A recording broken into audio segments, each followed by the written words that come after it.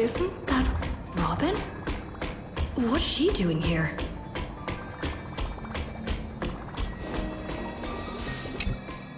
It's been a while. Mr. Screwlam said you'd stop by today, so I figured I'd wait here for a bit.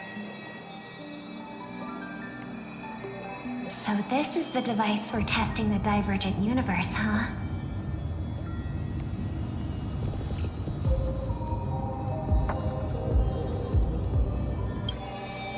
Oh, you've got the wrong idea.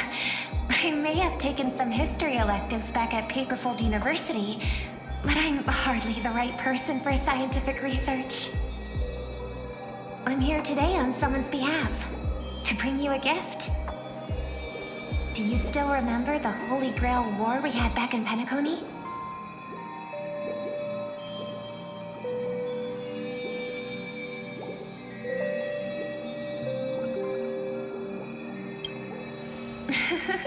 Not surprising at all. This so-called Holy Grail curio is bizarre indeed. Even though I still recall that adventure we went through together, some of the details get a bit hazy when I think back on it. Old Odie gave me this Holy Grail as a token of gratitude for everyone who participated in the war. I wanted to display it on the Radiant Feldspar. He agreed, wholeheartedly saying, Ho ho ho ho! What better decoration for the Radiant Feldspar than a cup set to grant any wish? Talk about grandeur! Mr. Screwlam was entrusted to neutralize the power of the whole. I've always wondered, if the Grail really could grant you a wish, what would yours be? A wish, huh? Feels like someone asked me a similar question during the Holy Grail War.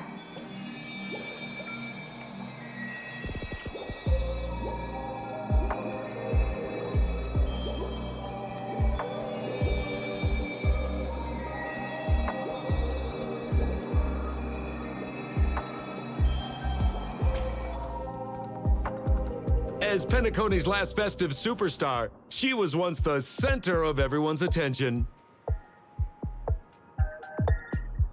And now, with the unprecedented first Penaconian Holy Grail War about to kick off, she is back in the spotlight. Come on, girl. Show the audience that, what's it called? Tattoo on your hand? It's the command spells. Right. Command spells. Proof of your selection to join the Holy Grail War. They say its power lets you command legendary figures from Penacony's history to fight for you. And now let's give up the floor to the star reporter of the Crystal Daily.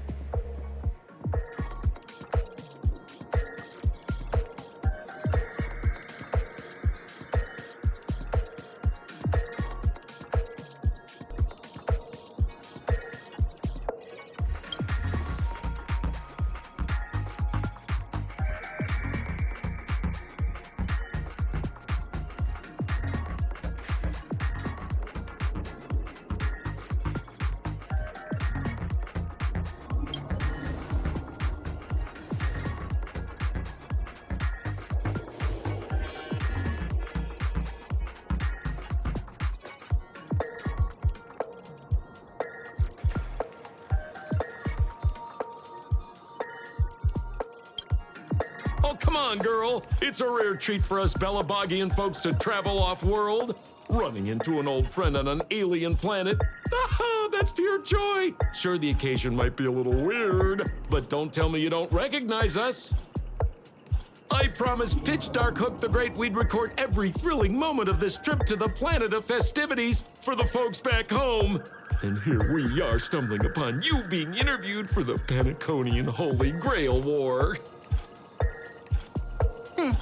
I see.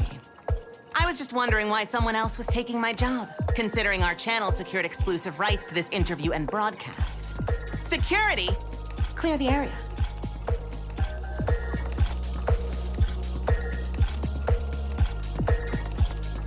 Hey, even the money-loving alfalfa family wouldn't charge such a cute kid a licensing fee, right? Miss, consider it charity. Let this kid finish her social studies project. I mean, what's the harm in that, hmm? Assistant, get these two out of here.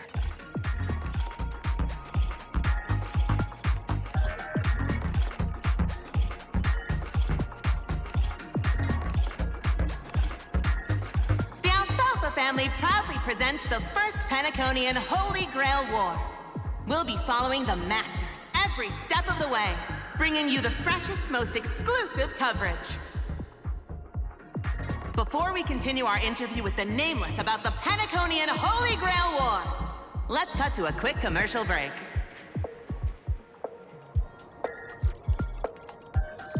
Ladies and gentlemen, I'm sure you've all heard the legend of the Holy Grail, haven't you? Across the vast cosmos, such tales abound. Seekers embarking on grueling journeys in pursuit of a miracle capable of turning their deepest desires into reality. Yet, only a rare few ever have the privilege of witnessing its existence firsthand. But today, I bring you all that very opportunity. I have brought the omnipotent wish-granting chalice, the Holy Grail, to Penacony. Of course, the right to make a wish is a privilege beyond measure. And like most competitions in life, if you want to claim your reward, you'll have to fight for it. The Holy Grail will summon heroic spirits, legendary figures from Penacony's rich history, and bring them back to life. And you, daring dream chasers, will become masters, commanding these servants in battle until only one survivor remains. Worried it sounds a bit violent? Afraid it might turn into another Tykean Robo-Ball competition with limbs flying and blood spattering everywhere? Fear not. Mark my words. In the sweet dream of Penacony, there is no such thing as death. Any violence you witness is nothing more than harmless spectacle.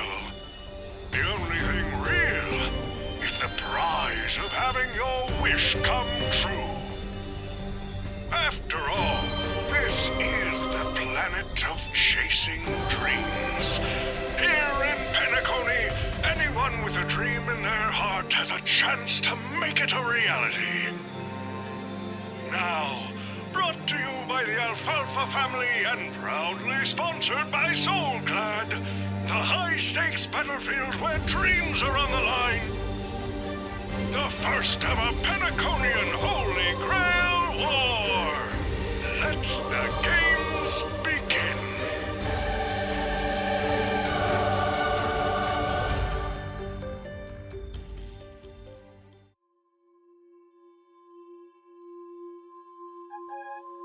Terrific! I loved how you used the word survivor instead of victor to rally the contestants. Nothing stirs up a person's drive quite like the goal of simply staying alive, What an inspiring speech, Mr. OT. Even Louis Fleming himself couldn't have done it better. Easy on the sweet talk, kid. I'm not here for your flattery. I brought you in because I expect you to give it your all and become the survivor. Don't get me wrong, Mr. OT. I'm honored you picked me, but I'm just a nobody, a bottom-tier cog in the IPC. And if the rumors are true, you're not exactly a fan of the IPC, so why me? I sent invitations to Penacony's top shareholders and family heads, welcoming them to join this Holy Grail War. Some accepted, Others turn their noses up, dismissing my carefully orchestrated spectacle as just a marketing stunt. Seems like living in luxury has dulled the ambitions of the so-called elite. But underdogs like you, you're a whole different story. Now, remind me again, what wish would you make to the Grail? Me, Scott? I'm just a lowly grunt trying to climb to a P45 corporate rank.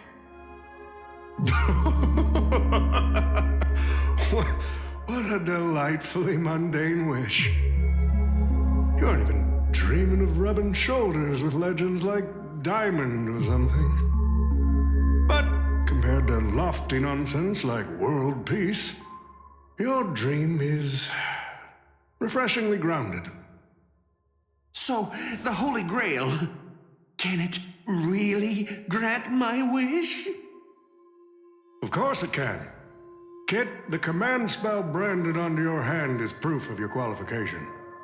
You've also summoned a servant and witnessed their power for yourself.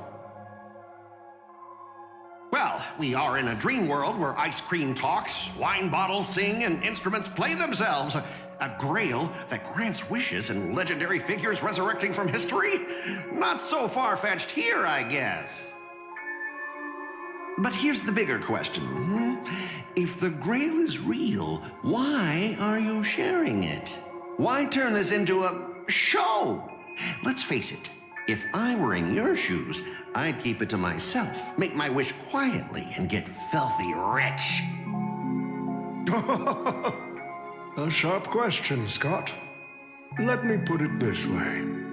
Picture an old man who survived 10 Amber Eras, navigated countless conspiracies and power struggles, accumulated an endless fortune, and climbed to the absolute pinnacle of Penacony. Now tell me, what's left for such a person to wish for? More money and power? No one ever thinks they've got too much of either, right? I don't know. You tell me, Mr. OT. You're already getting close, kid. But a single wish, that's far too small to satisfy me. I want to transform the Holy Grail War into an unprecedented form of entertainment in Penacony. Imagine meeting historical legends, summoning them as servants to fight for you, and finally making your wildest dreams come true. This will be Penacony's next grand spectacle, standing alongside the Charmony Festival as a beacon for the universe's attention. Dreamers and wealth beyond measure will pour in, far more than ever before. And for the first ever Holy Grail War, what story could be more compelling than the wish of a nobody coming true? Understand now? Ah, I get it now. Don't worry, Mr. OT. I won't let you down. As a lone wolf, I've learned how to survive, no matter how desperate things are. But I'm not gonna lie, Mr. OT. Just now, during that broadcast, I saw someone who's dragged me down to rock bottom more times than I can count. Funny how fate works. She's here on this battlefield, too. Let me guess. You mean that Nameless from the Astral Express? A real showboat and a tough competitor, I'd say. Oh, yeah, in terms of pure strength, the old me couldn't compete with that monster and her crew. But the person I am today, I'm not the same man I was back then. As a master, survival hinges on using your summoned heroic spirits, your servants, wisely, and utilizing their noble phantasms. Isn't that correct, Mr. Raka? While the Holy Grail War is ongoing, please address me as Greedy, producer. Actually, during this war, he should call you by the code name Assassin. You're right. In the current Penacony, the name Greedy carries no weight. Best not to bring it up. You got a chance at a second life. It's best to let go of fragile pride, old friend. Names tie you to your past. They also expose your weaknesses. A wise competitor hides their true self from the opposition. Listen up. I had to offer him film credits and the chance to experience a heroic spirit's memories just to convince that director to act as your vessel. You've always dreamed of creating a masterpiece that would shake the world and cement your name in history, haven't you? On that point, you and Mr. Rekka share the same goal. Don't waste the opportunity I've created for you. Go record the stories of the participants in this Holy Grail War, and help this ambitious young man by your side fulfill his wish. Following my master's command, my noble phantasm has already been trained on those you invited. I can show their movements to you both in real time. Well done, assassin. With an ability like this, we're sure to stay ahead of the competition. The participants who have accepted the invitation and plan to join the Holy Grail War are already under my noble phantasm's watch. So, producer, which one do you want to check out first? Producer, time's ticking. Let's hurry and check out the other participants.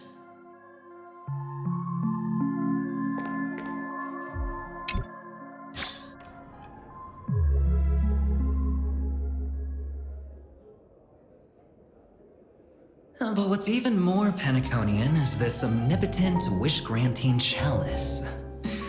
Oh, listen to that. Doesn't it sound like a cheap business scam? Only someone from a backwater place like Eurilo 6 could be fooled by a trick like that.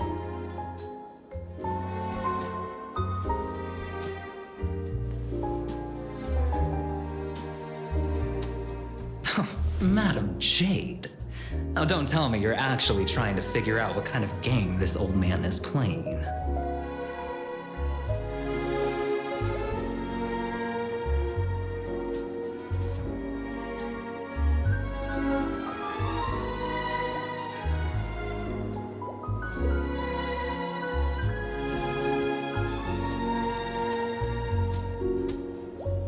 Fascinating. Well, people with real power wouldn't waste a second of their time on something like this. I mean, who would lower themselves just to entertain him?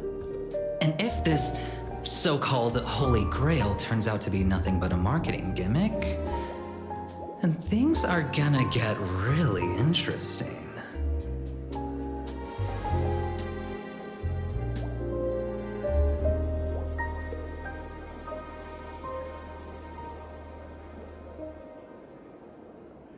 So, you believe this omnipotent wish-granting chalice might actually be real?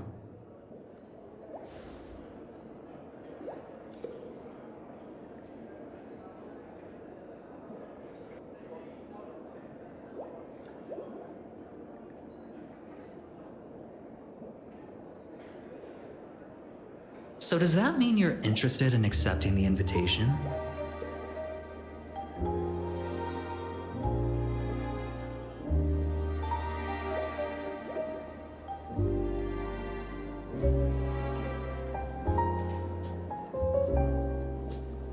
Placing your hopes and dreams on some unknown Holy Grail.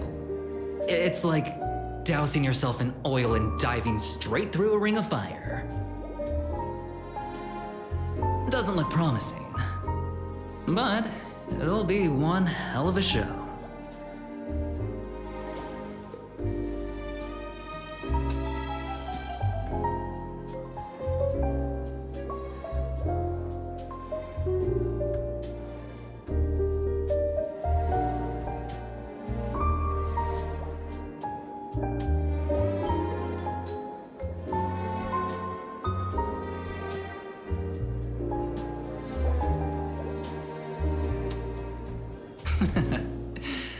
I knew it. Paniconi and I just can't seem to stay apart. But I have to say, the way they mark the participants, not exactly pleasant.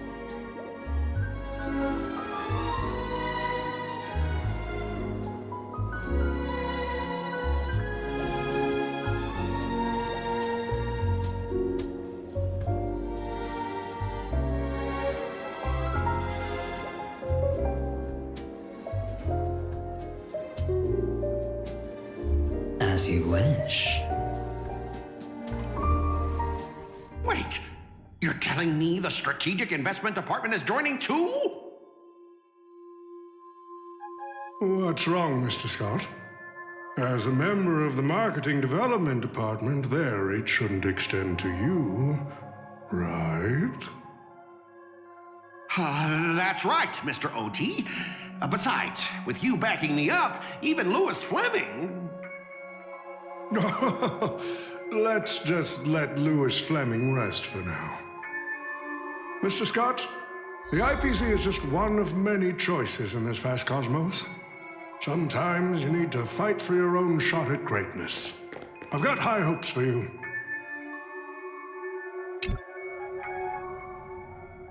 Mr. Pom Pom, it's been a while. Now that's forking hilarious.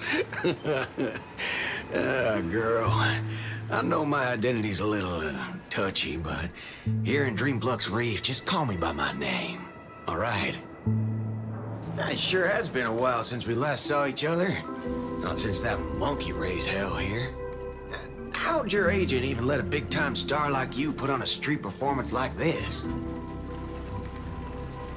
A true singer doesn't only perform for the ones who can afford front row seats. But you, Mr. Boothill, your appearance here means something big's about to go down again in Dreamflux Reef, doesn't it? Hey now, don't go making me sound like some kind of walking disaster siren. You've heard of the Holy Grail War, right? The ads are everywhere, and nobody in Penacony could have missed it.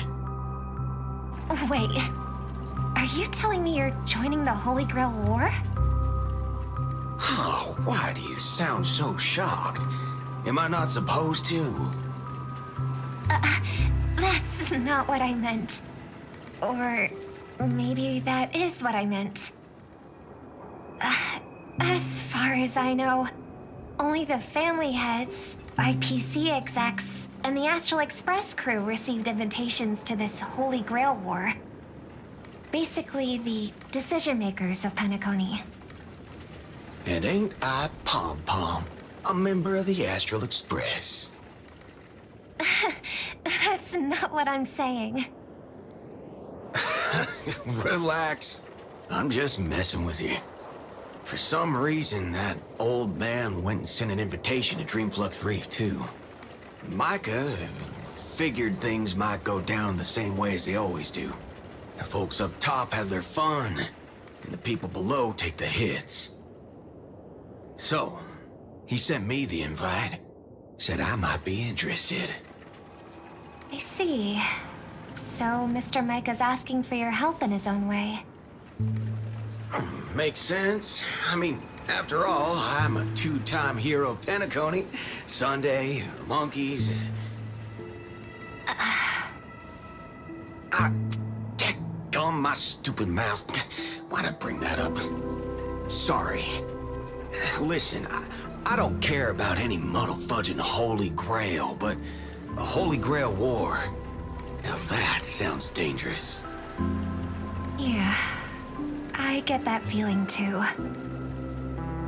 Summoning dead guys from their graves to duke it out. Winner takes all. That sounds like something those IPC shirtbags would come up with. No heckin' way I vibe with that kind of setup. But, since I took Micah's request, I gotta see this through. Make sure things don't spiral out of control. Alright, time to get prepped. Up next, per the invite's instructions, summoning a heroic spirit. See ya. guy? That's the wanted criminal in Boot Hill. Mr. OT, sir, can't you revoke his qualification? Letting a criminal join the Holy Grail War is way too dangerous. What if he wishes for every single IPC employee to drop dead? That'd be the end of us. Kid, you're basically admitting you think that cowboy is going to win the whole thing. Where's your confidence? You gotta keep your head in the game. Once you accept the invitation and are branded with the command spells, your qualification as a master can't be revoked. Then we should send out the bloodhounds and take that criminal down immediately.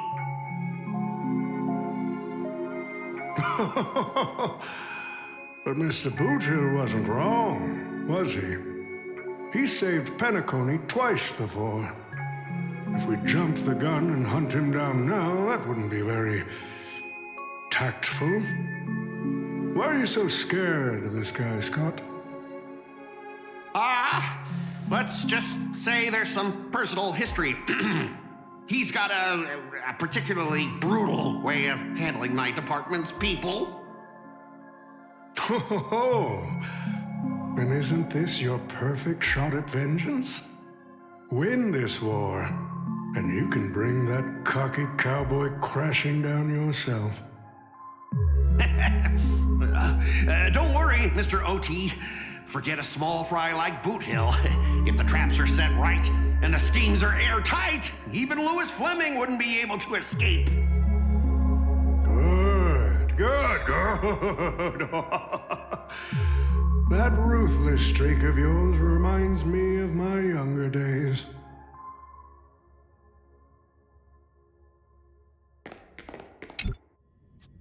Who the heck keeps tossing garbage around? The next passenger Pom-Pom catches littering is going to have to write down the train's sanitation rules 100 times! Huh? The first Penaconian Holy Grail War? Inviting the Astral Express to join? Sounds like the kind of spectacle that might interest you. Seems like she's not around. Maybe I should pass this to March and Don Hung instead. Wait, why is there graffiti on Pom-Pom's hand? It won't come off! Who's behind this prank? The world's turned upside down. Even the animals on the Astral Express can enter this tournament. Mr. Odie, should I take care of this first? No need. Letting a contestant like them compete just makes things even more interesting.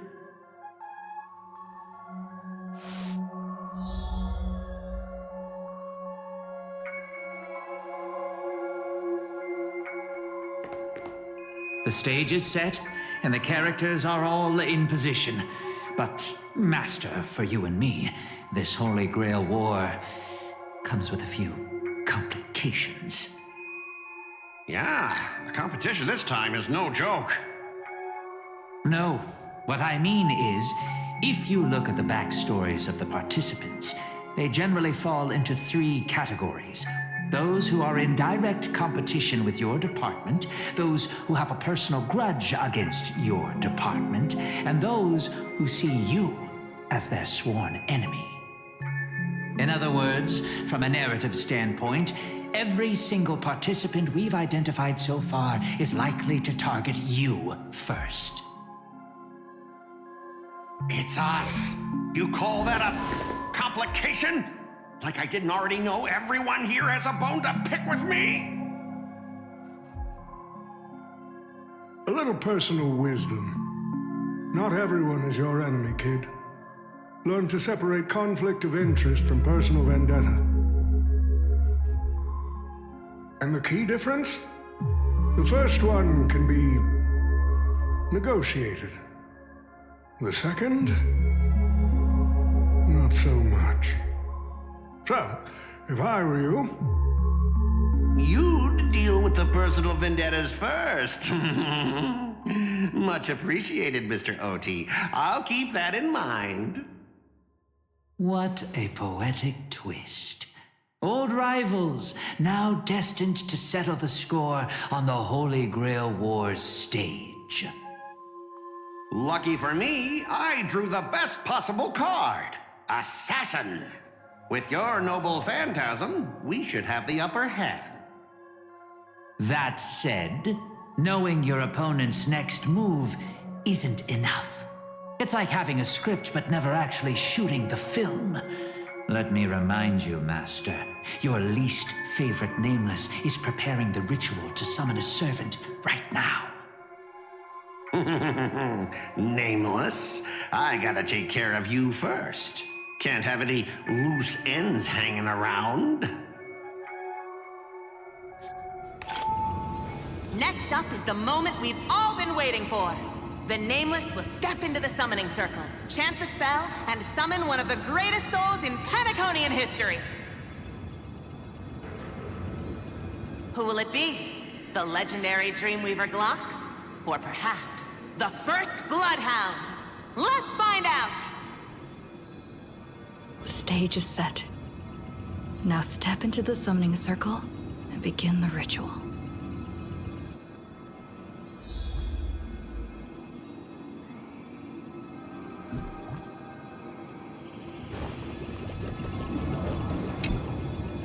All right, let's begin. Heed my words. My will creates your body, and your sword creates my destiny. If you heed the Express's whistle and obey the crispy, crumbly pom-pom pie, then answer!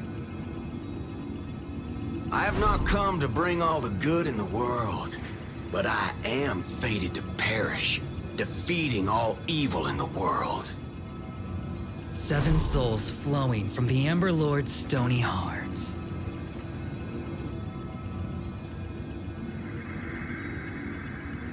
Come forth from the circle of binding, guardian of the scales!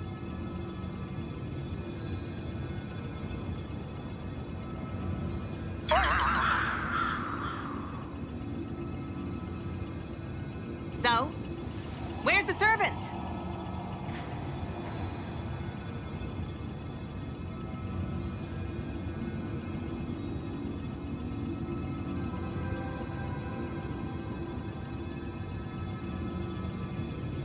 Where's my servant? Oh, I wish I could capture this pathetic little moment of yours and pass it down as a family heirloom for generations. I was actually worried you'd luck out and summon some terrifying servant. But turns out you're just plain cursed. Compared to you, even I seem less of a lone wolf now that I have a servant. Maybe I should let you borrow the title for a couple of days.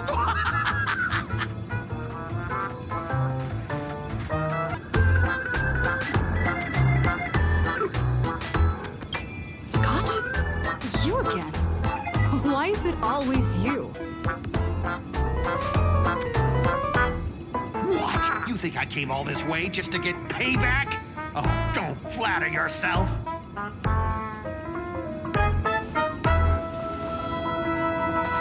I'm here to chase my dream. I don't care about you at all. Seriously, your existence has zero impact on my mental state. None, nada, nothing at all. I'm completely unbothered. Totally.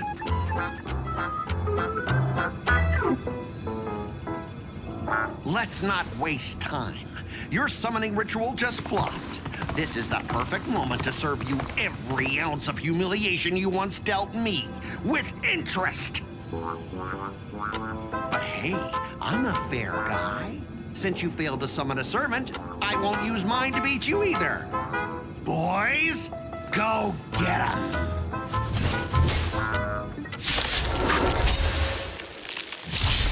Scott! I never said the enemy was this strong!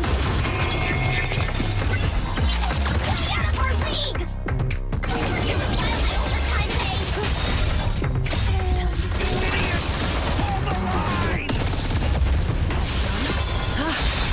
Stand still.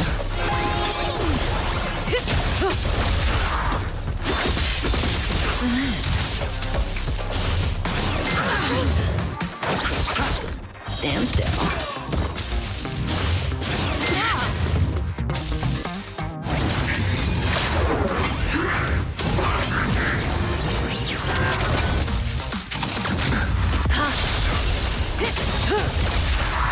Time to say bye. Boom. Receive divinity. The dead return! Stand still.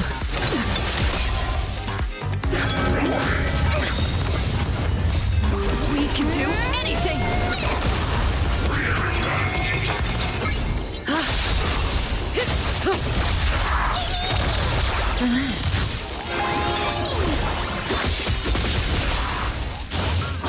I underestimated you.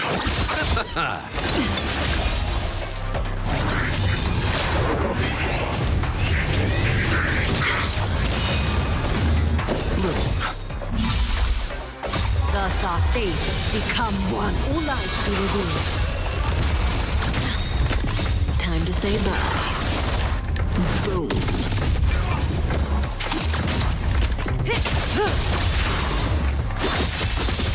Stand still. Relax. The dead return! So fragile, like a wisp of silk.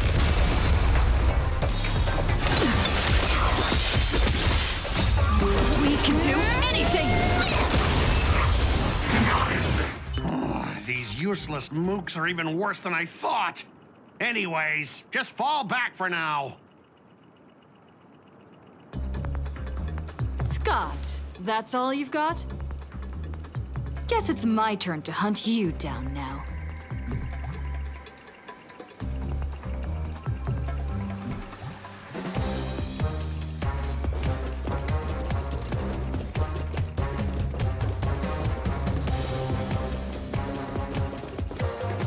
You really had the guts to chase me down, huh?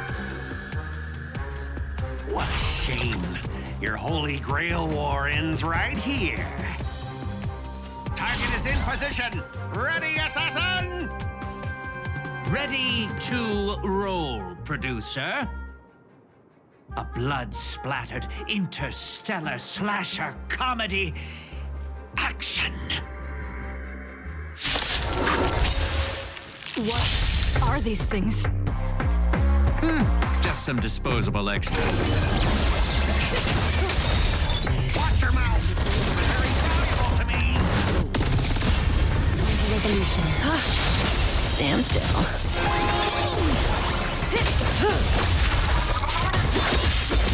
Relax. Stand still.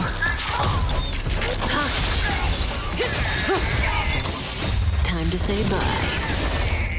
Boom. We can do anything! Stand still. Until I tell forever. If I can't kill you, I'll include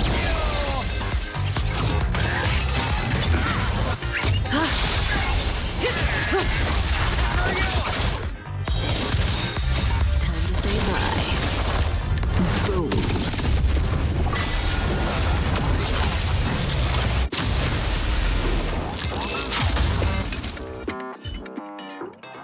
That spear! What just happened? It wiped the field!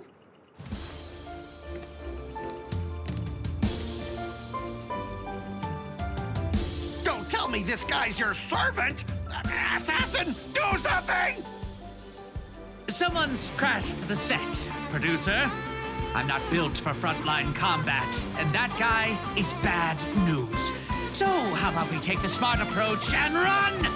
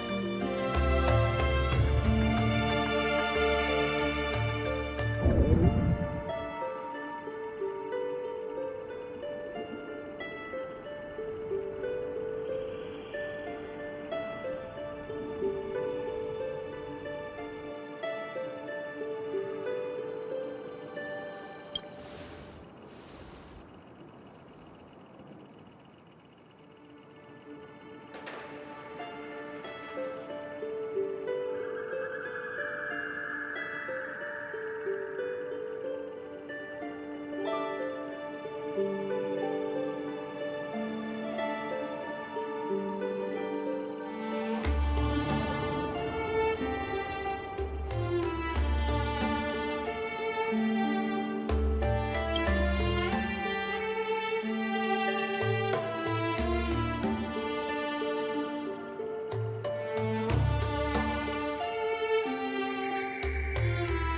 on, I'll take you to try the local specialty. Halovian winged burgers. No way your world has that.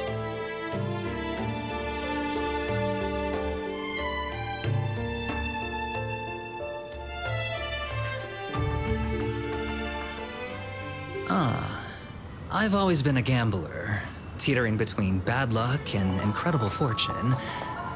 But even for me, this draw of the cards is a bit...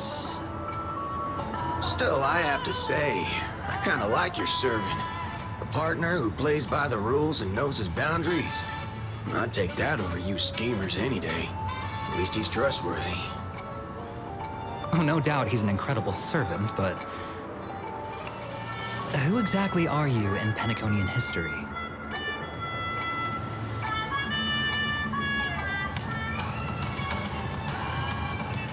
Oh, looks like, well, just like your servant, he's from another world.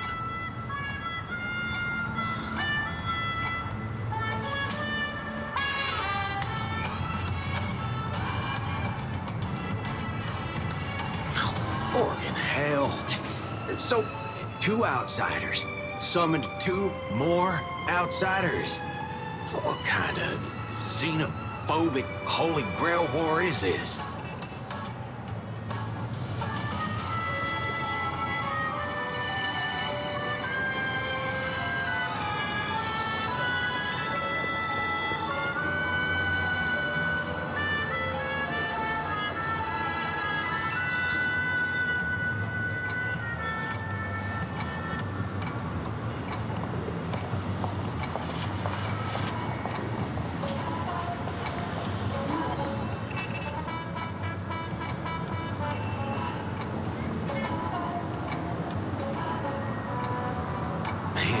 All I asked you to do was a little recon.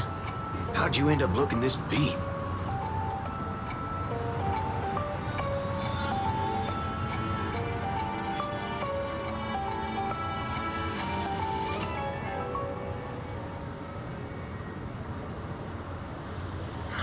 For gray hair. That's one of ours. Why the heck were you fighting her?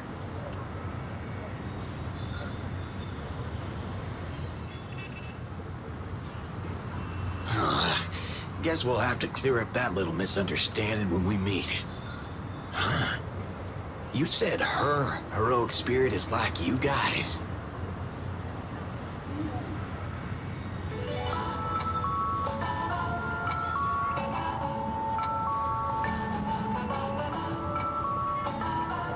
Are you guys often summoned into worlds that aren't your own?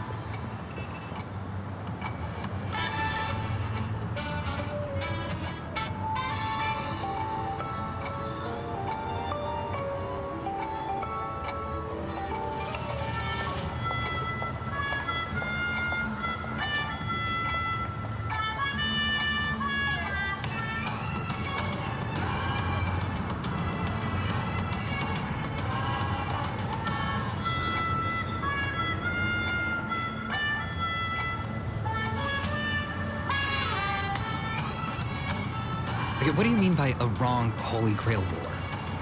Do you mean that in your world, the Holy Grail War is a common ritual, but in our world, old Odie completely botched the process?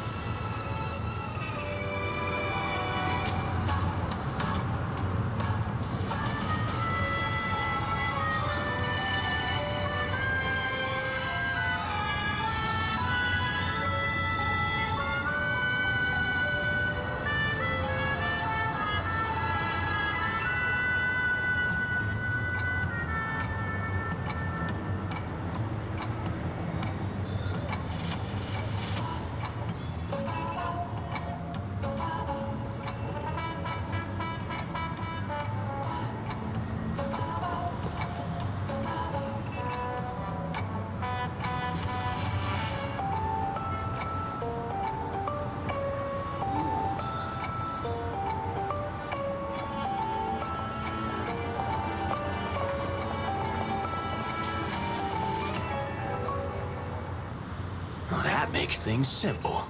We just find the muddle fudger behind this Holy Grail war and drag them out into the open.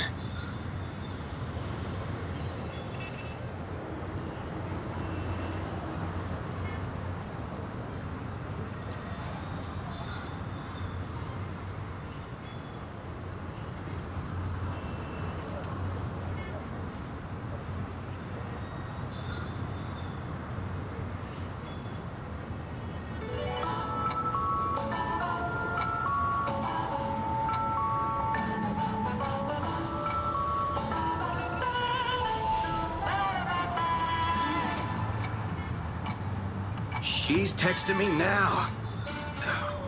What the fork? These lines. Did she just get possessed by the Night of Beauty? Whatever. Not the first time she's acted like this. What? Already hitting you up for revenge? Nah, she wants us to meet at Clock Studios theme park. Says she wants to talk about an alliance.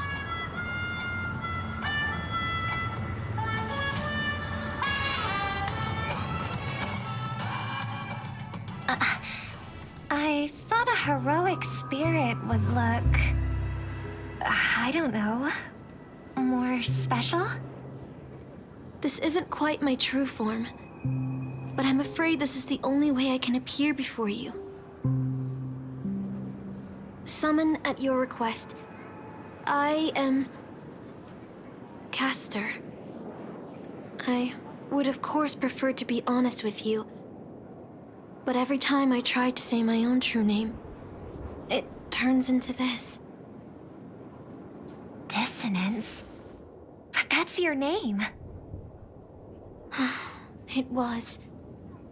But it's been trademarked, copyrighted, owned by someone else.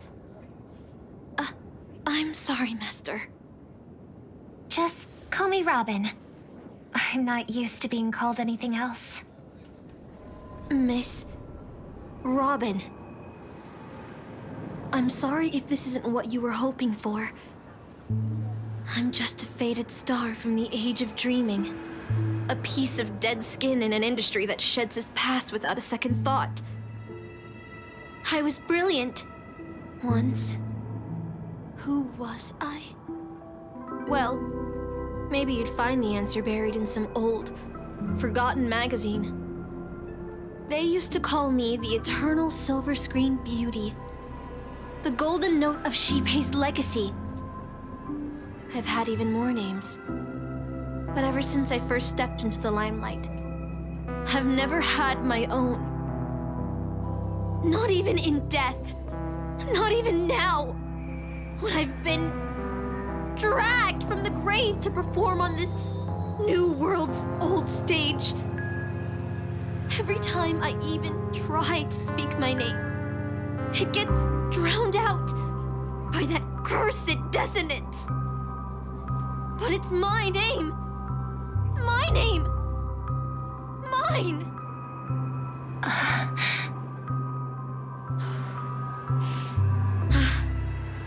I'm sorry. It's okay. Let it out. I get it. Sometimes I want to lose control too. When we're on stage, under the spotlight, performers like us have to keep our composure. Since you can't use your real name, what should I call you? Castor. That's the title the Grail assigned me. No, I don't like that. I want a name you chose, not a name that was chosen for you. Thank you, Miss Robin. Then, call me Miss Note. For now. Funny. I don't remember being this emotional when I was alive. Maybe my fractured spirit origin is affecting my personality. No true name. No noble phantasm. Just this ridiculous talent for theatrics. But I'll do what I can. However little that may be, I'll fight for you and myself to earn a chance to wish upon the Holy Grail. You want to win? To me, the only real victory is making this war disappear. And that's something weapons can never achieve. Only song can do that. But people always remember the ones who win wars, never the ones who try and end them. Whether you want to end this war or win it, you're going to need allies. No performance is complete with only the lead on stage. I know. I was just thinking the same thing. Out of everyone in this war, there are at least 2 people I can trust. I've already invited one of them, and I plan to lay everything on the table for her.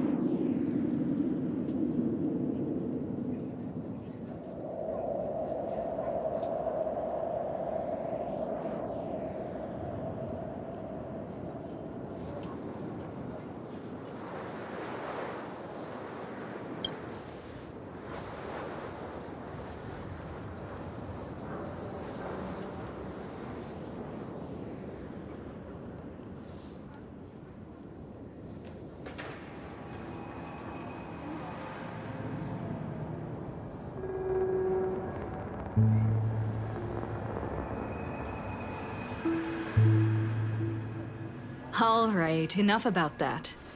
Let's find something to eat. Listening to your stomach rumble is making me hungry too.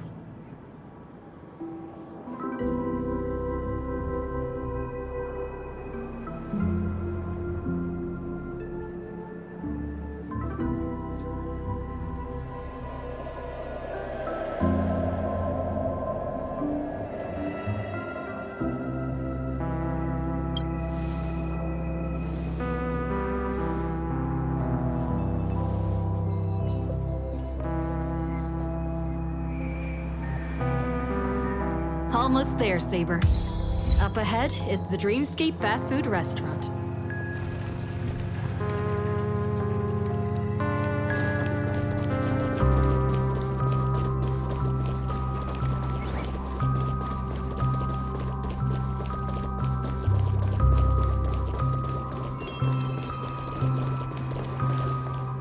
My dear guests, welcome. What would you like to eat? Wait a minute. Isn't that our festive superstar? You're here for that Holy Grail war, right?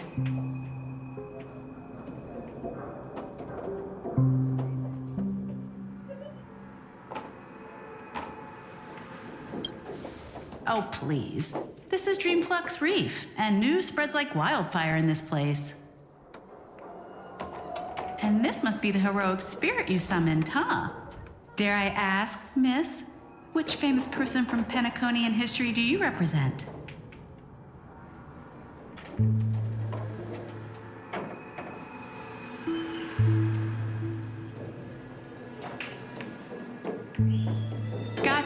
Gotcha. Like a secret recipe, huh?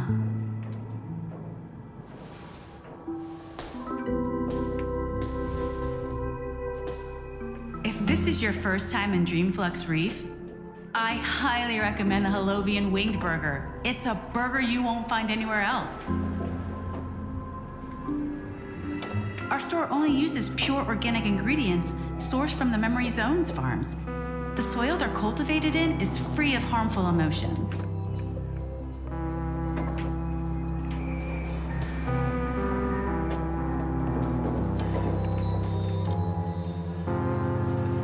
All right. We'd like 100 burgers. Okay, wait. Did you say 100? Are you sure about that?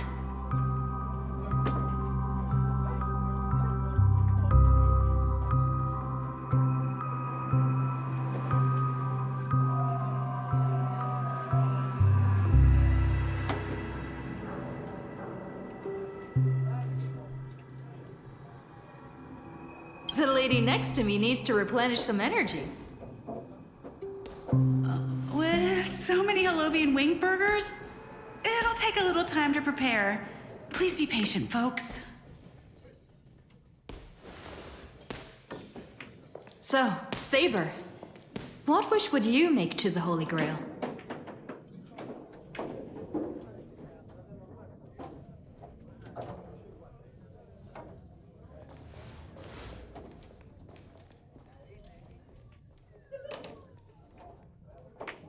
Two Holovian wing burgers, 2 bottles of Sousa juice. Miss Note, is that okay? Of course. But I'm afraid this isn't exactly a quiet spot to dine. We have a rather noticeable servant in front of us.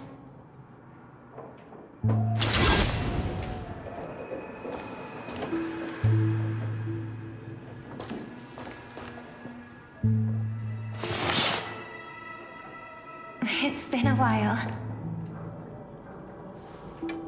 Miss Note, this is the trustworthy friend I mentioned to you earlier.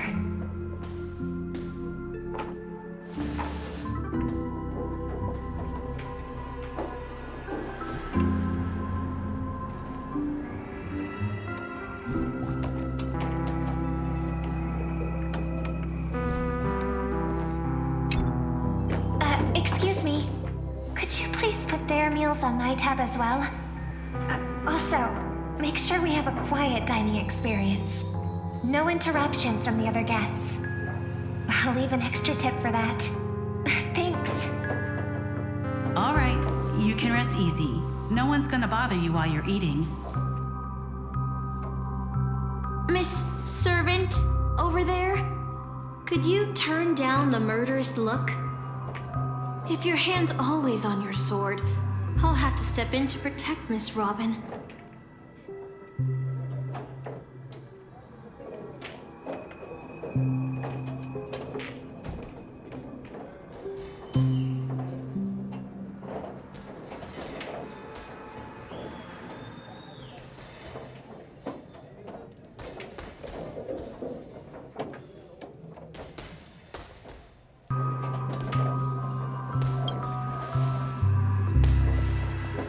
Sorry to interrupt, dear guest, but if you're gonna fight, maybe you should eat first. Your Holovian wing burgers are ready. So, let's eat first? Agreed. You two ordered all of this?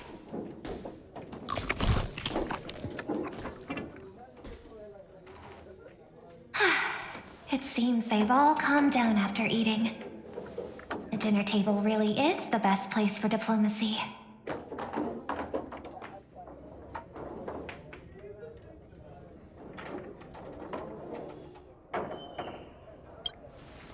No problem at all.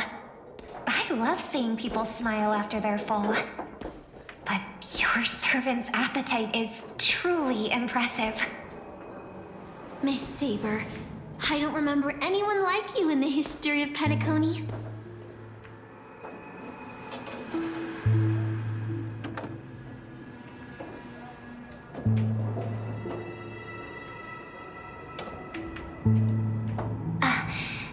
I don't quite understand what you mean.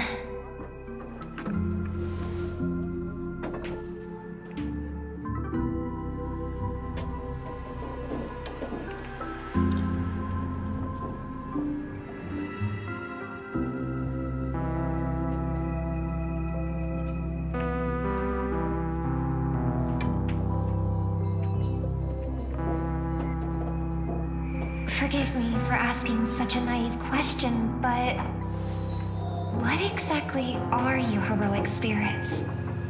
Are you truly the souls of historical figures who have passed?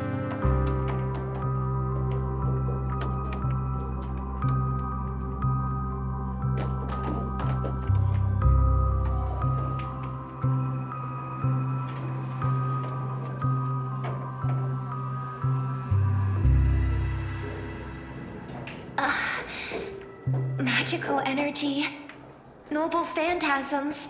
Do these things really exist?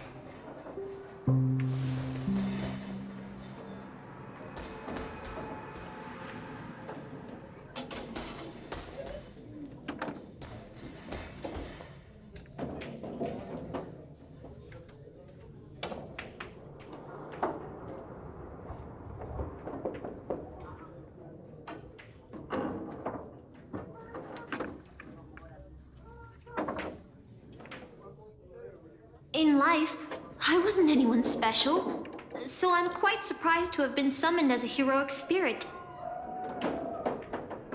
I don't have the sense of security that Miss Saber has, nor have I even retained my true name. I honestly don't know what a servant as weak as I am can do for my master. Miss Note.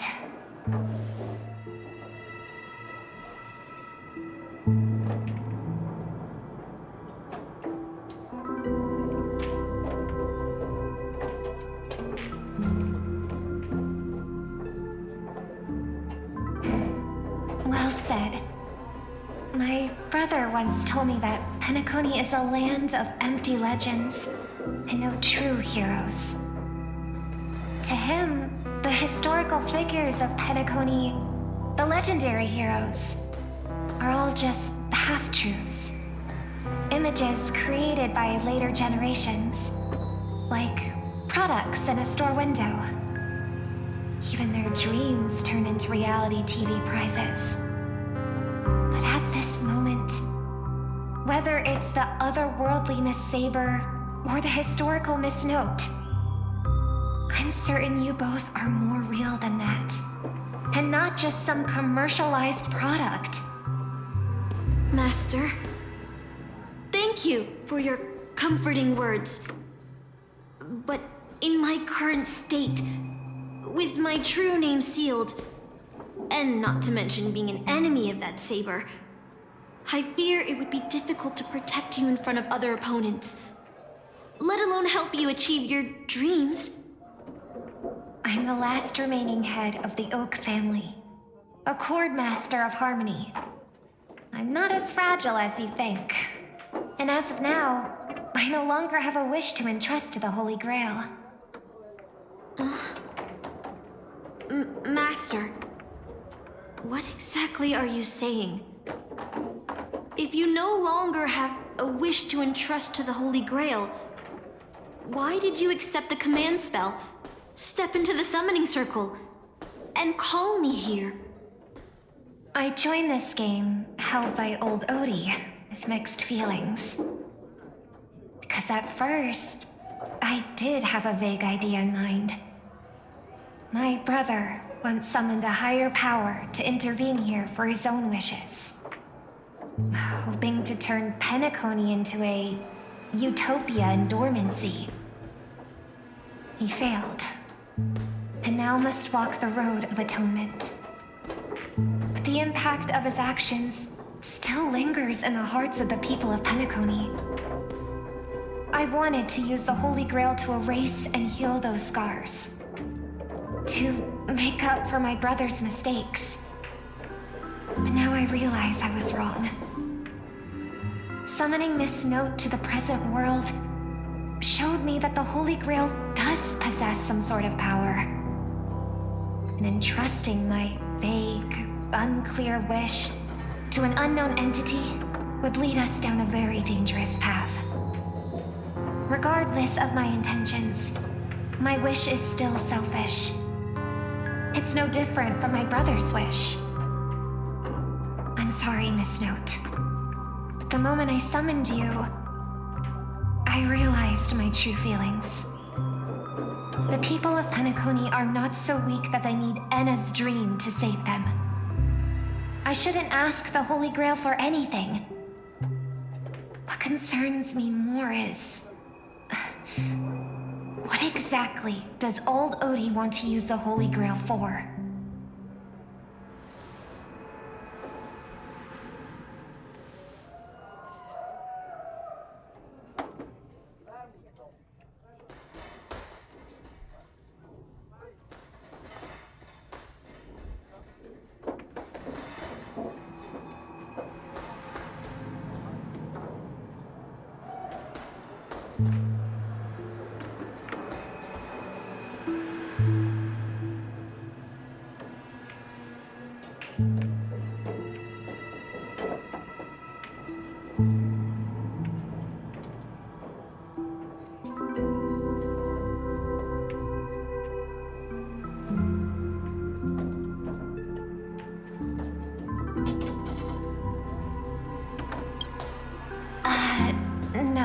No. We must unite everyone, temporarily setting aside any fighting. From what I know of old Odie, he won't stop this game no matter what. So I want to form an alliance with as many participants as possible. Until we clearly understand the true nature of this Holy Grail war and the power of the Grail, we shouldn't make any wishes too hastily. You're a worthy successor of the Oak family, Master. But I think your plan for alliances is a bit idealistic. Each participant and their servant have their own desires. And until the final winner is decided, no one can guarantee that your trusted friend and her saber won't turn their blades on us.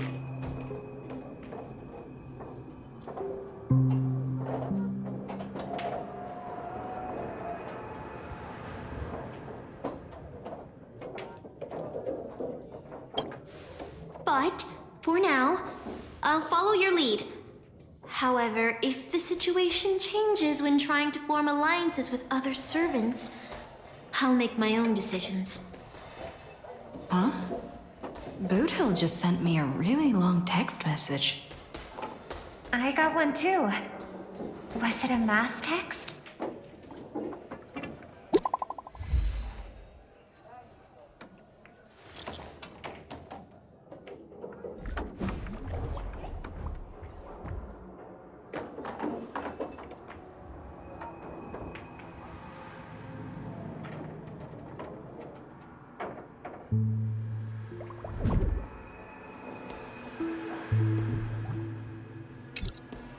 Is this a text from Mr. Boothill?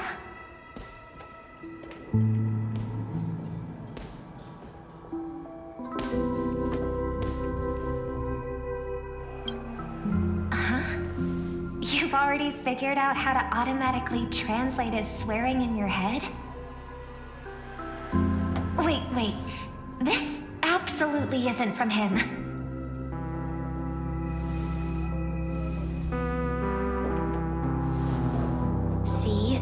Peace is just the interlude in a war. That Boothill. He's probably already been taken down. No, he's a seasoned warrior. There's no way he's out this early.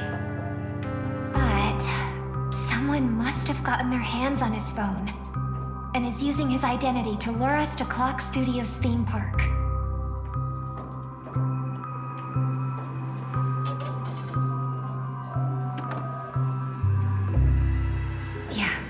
Thinking the same. If we rush over now, there's still a chance to save Mr. Boothill. What do you all think?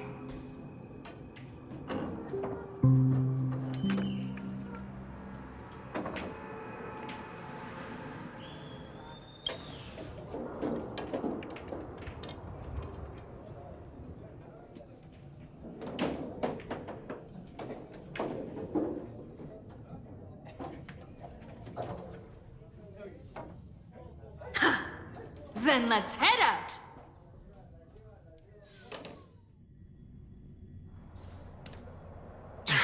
Aren't we supposed to meet up here? Where did they go? Something's off. Maybe someone got the jump on them and took her and her servant out before we got here.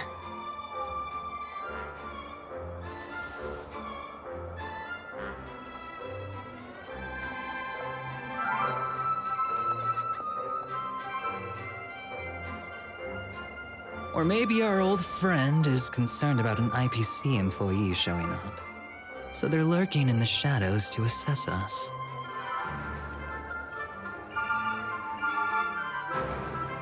Well, past enemies can still become present-day allies. Am I right, cowboy? Even with the IPC, she should at least trust me after we went through so much together. Hey! Come on out. Let's chat about joining forces as a team. You ain't gonna get hurt. Oh, they aren't coming. I went through a lot of possibilities in my head before we got here. But I never expected to face the most ridiculous of them all. A shirt bag pulled off a scam on a Galaxy Ranger. Listen up, fork and shirt bags! Ain't no matter who you are and what you want to do. I've got you surrounded. Pop out now. Or don't say I didn't warn you when you stub your toe on the way to the underworld. Did you hear that? Oh, he's gonna kill us if we don't give ourselves up. Oh, he's every inch a serious criminal with a huge bounty on his head. I'm positively shaking in my boots with how he talks. Huh?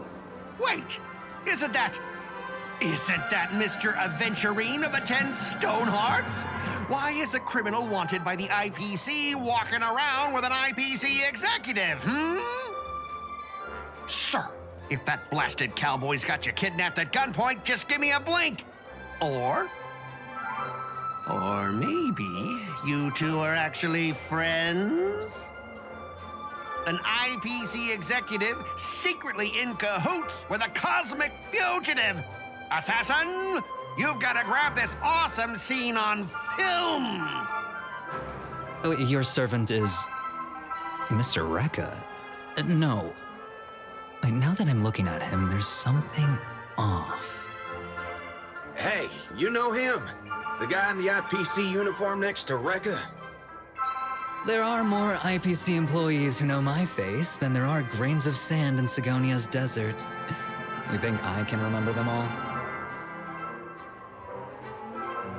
Oh, wretched brat. You think I'm scared of you just because you're a Stoneheart? The Strategic Investment Department's reach may be long, but it will never reach my neck of the woods. After I win the Holy Grail, I will make everyone do as I say. I'll make you all kneel before me and beg for mercy, then have you bark like dogs, oink like pigs. No, croak like frogs.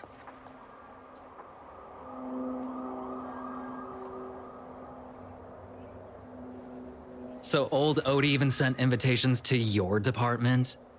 But I thought you folks barely stationed anyone at Penacony. Unless your name is... Huh? Oh, have you actually heard of me? Never mind. There's no way I'd ever remember the name of some nobody. Ha! You high and mighty executives have never treated us basic workers as people. You would send me to a primitive post like the Cienjo with one word and switch me over to Penacony with the next. I thought Penacony might be a juicy gig. But all I've done every day is talk business to a bunch of papashi. It's making my neck crank even worse.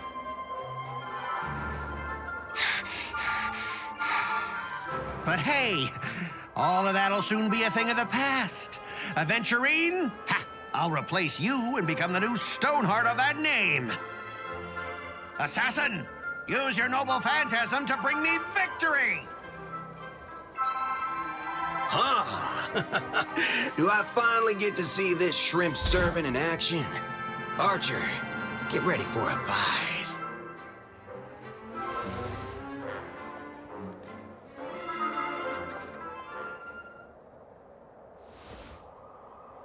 The filming has begun, actors. Take your positions. Let the camera roll. Let the film spin. And let us return to the silent horror picture show. Ready? Action!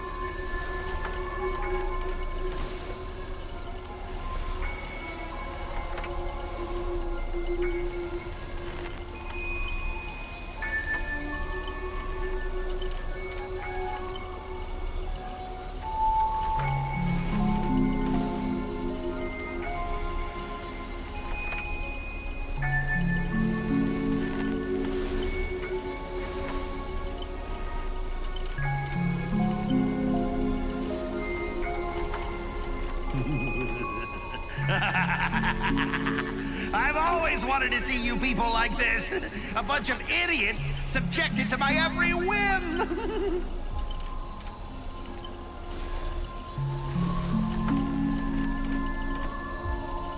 And why have you been reduced to this, may you ask? Because now I am the protagonist. You extras will never be treated in the same way as me. I can't wait to hear what kind of petrified screams you'd be making in this horror show. Oh, wait. Oops, I forgot. No one can hear their own screams in Assassin's Noble Phantasm.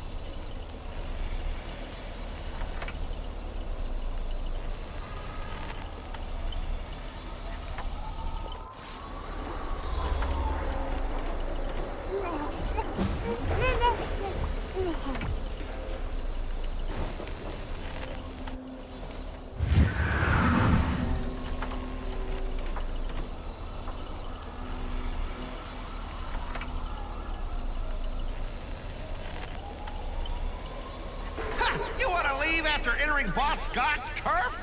In your dreams!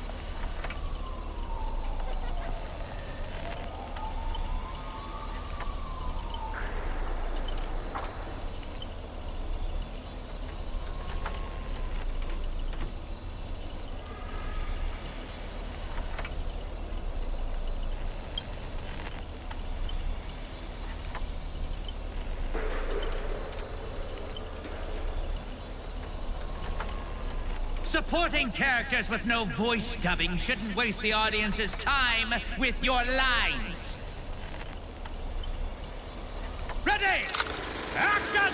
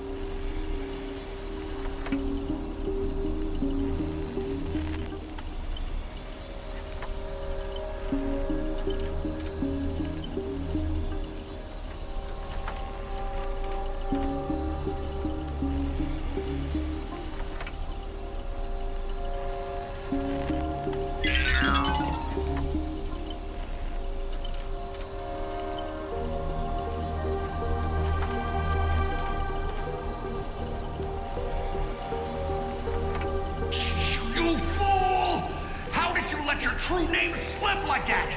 Isn't that supposed to be a heroic spirit's greatest weakness? Assassin!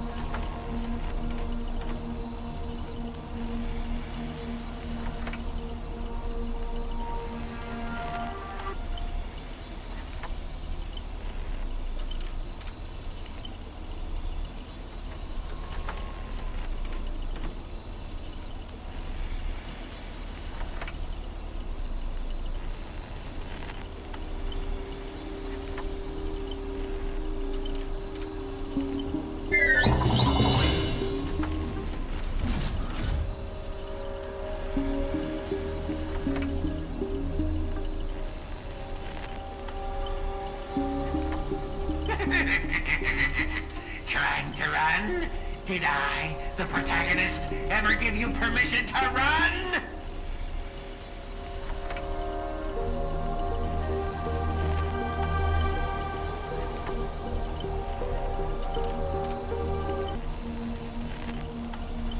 As the star of this film, I'll be the one to personally tear you all apart limb by limb. You with assassin's power, these two poison saws can cut 3 times the blade. That's 6 cuts in one go. I can see more chainsaw reversal.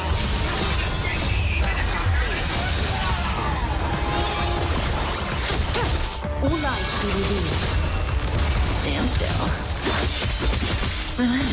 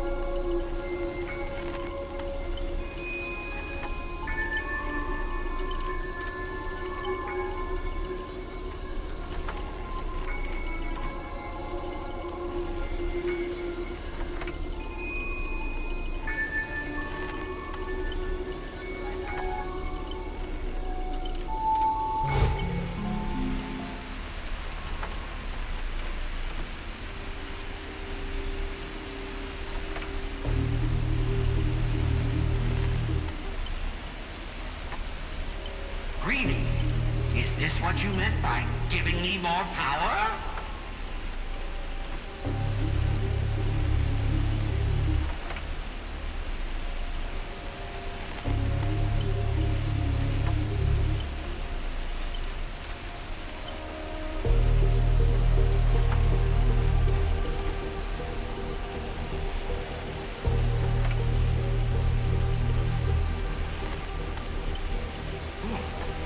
I'm all fired up! Now, I will take back everything you took from me. You shall pay tenfold, no, 1,000-fold!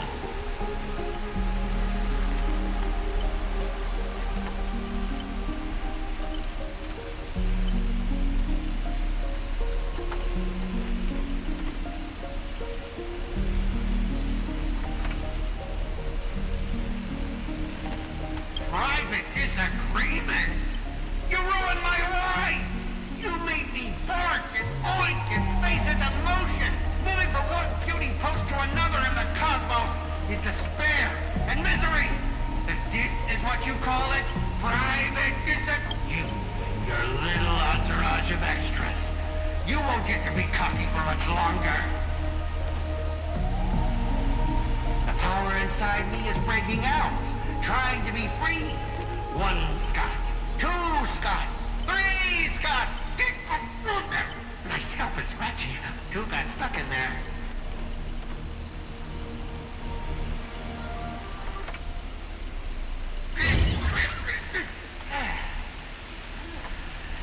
Fear me, mortals, for I am everywhere. In your dreams, in your shadows, right behind your back. Now I, the Lord of the Wolfpack, the 1,000-faced Scot, will devour all!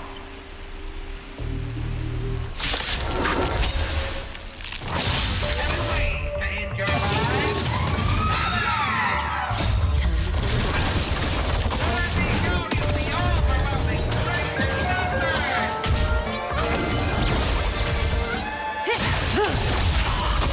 Catadons? Relax.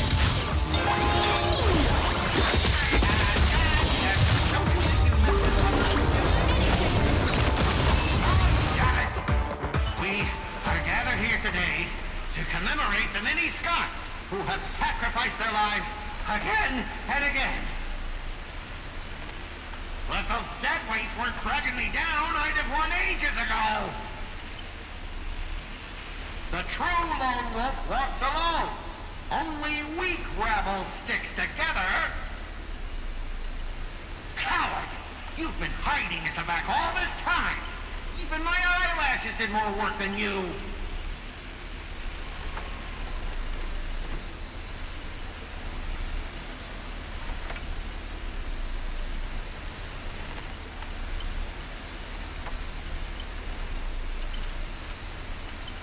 Greedy! Do you still even want the Holy Grail? Go change the script on the fly! Move the stage props! Give me more power! Let me crush them all! Crush them in the palm of my hands like a true villain!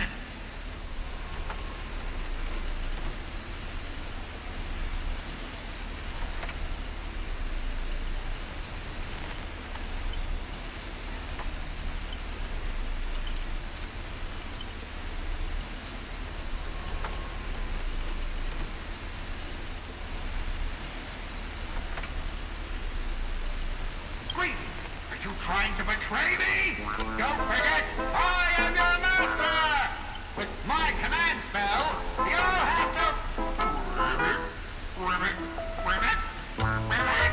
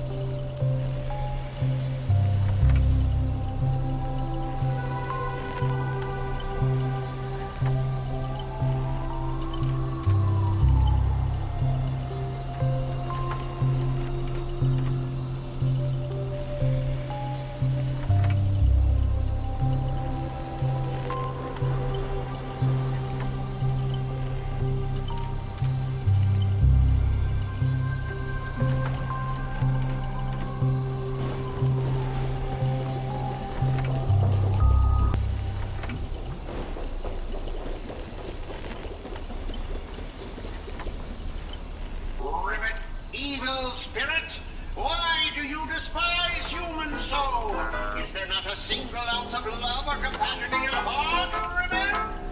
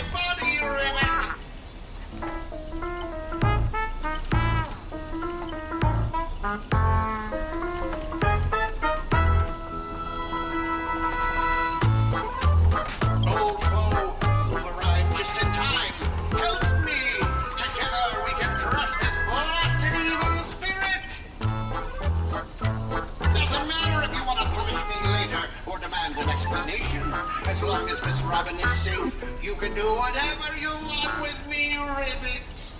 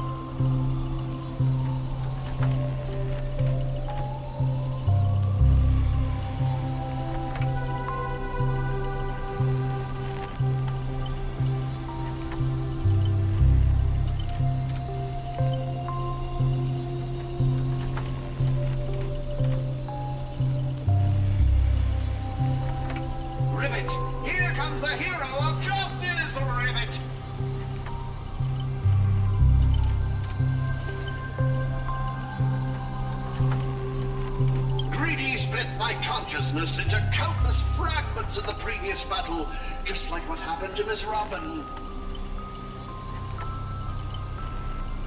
I'm honestly as shocked as you are. Who'd have thought there's justice in that man called Scott? And yet, my chest burns with righteous fire.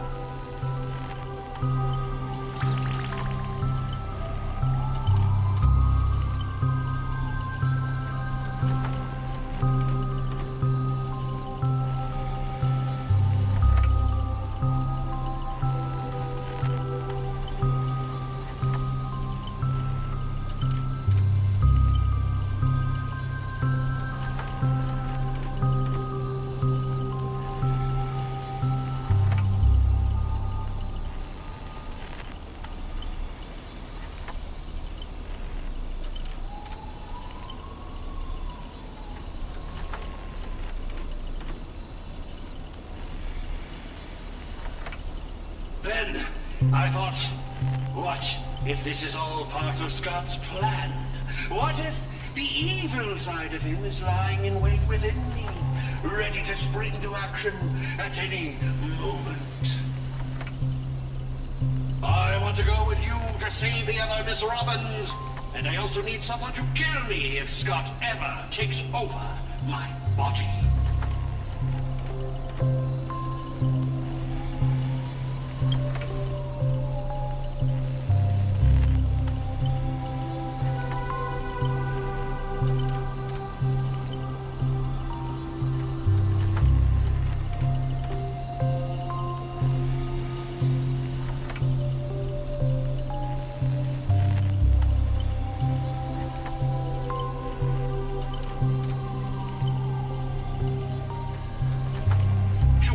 Trust placed in me, I will never bend to evil, Ribbit.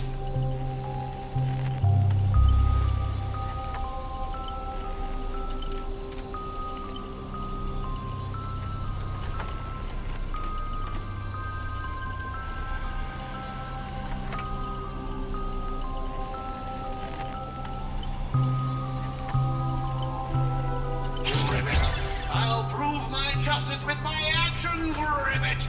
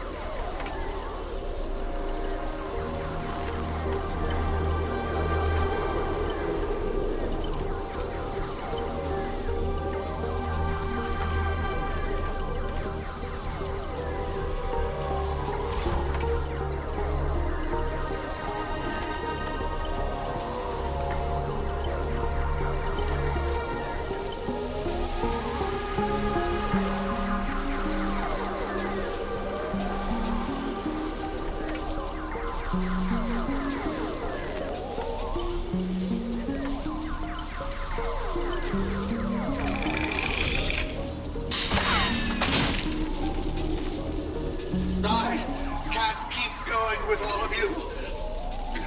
But I'll die happy, knowing that I gave my life for justice, to keep others safe.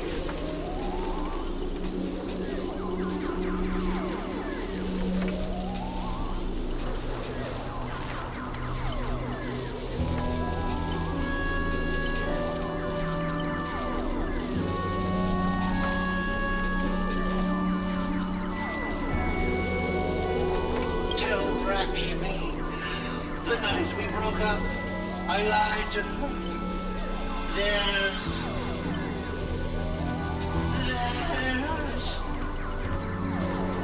There's no such thing as a scuzz of justice. That justice is a part of a name. It doesn't mean anything. What do you think? How would you rate this shocking reveal, Ribbit?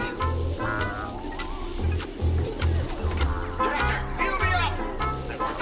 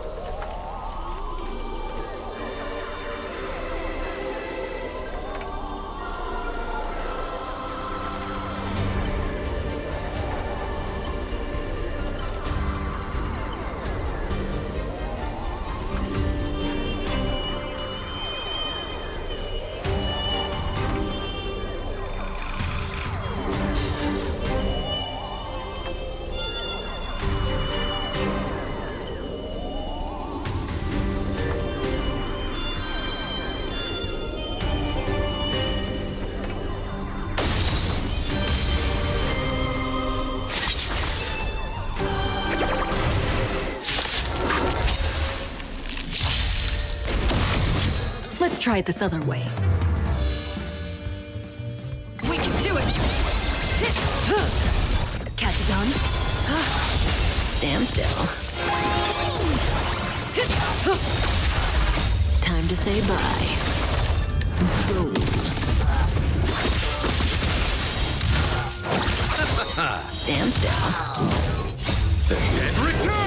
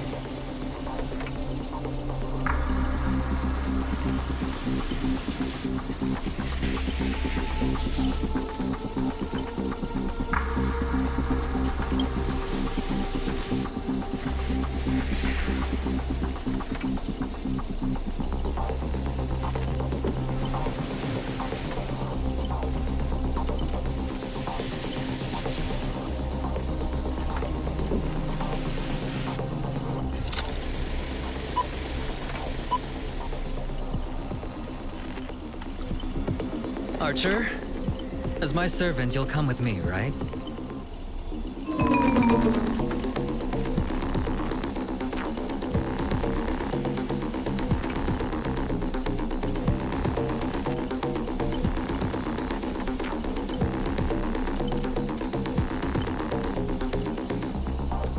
Oh, what's wrong with being a little underhanded if we can win?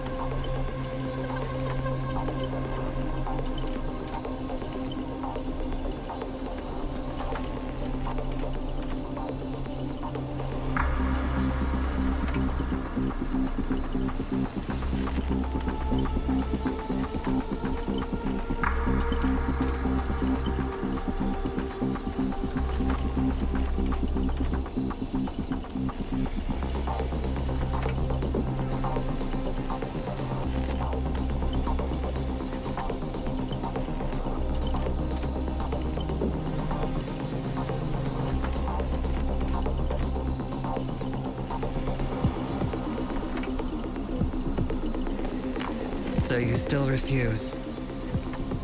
You know, I should use my command spells to force you into submission, but I hate brands on the flesh that bend someone to another's will. If staying with them is your wish, then so be it. But sometimes, a change in perspective will make you see the gamble in its entirety.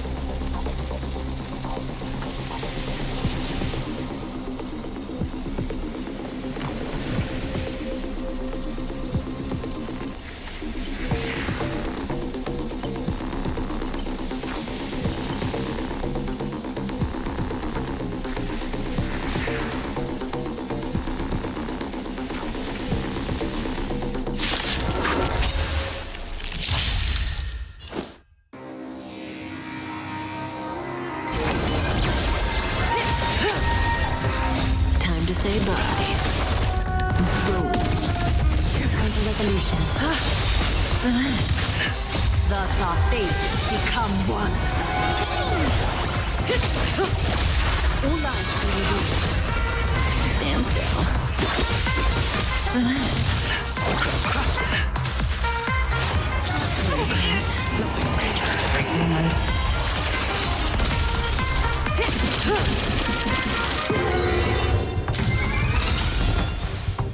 Time to say bye. Boom. So fragile, like a wisp of silk. Stand still. We can do anything! Nothing major. Stand still.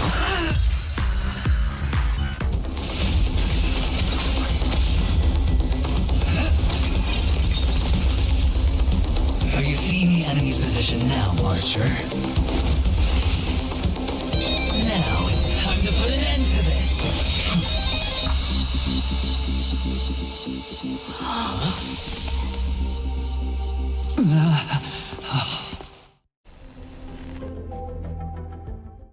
Why do actors in horror films never see where the monsters come from?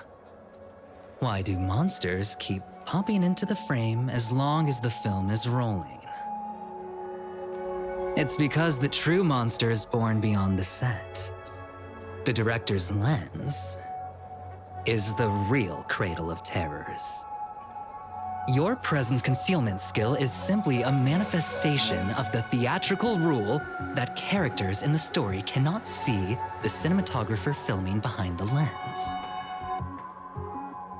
But monsters are different. They are the soul of horror films, the focus of the lens.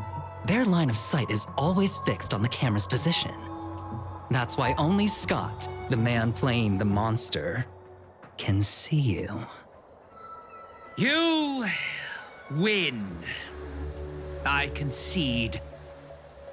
Having the devil lurking behind the lens and getting real monsters to step into the theater. That was my finest offline marketing campaign ever. Who'd have thought that someone could still see through my tricks hundreds of years in the future? How did you do it, friend? Did I never mention it to you? Well, I am your fan, Mr. Greedy.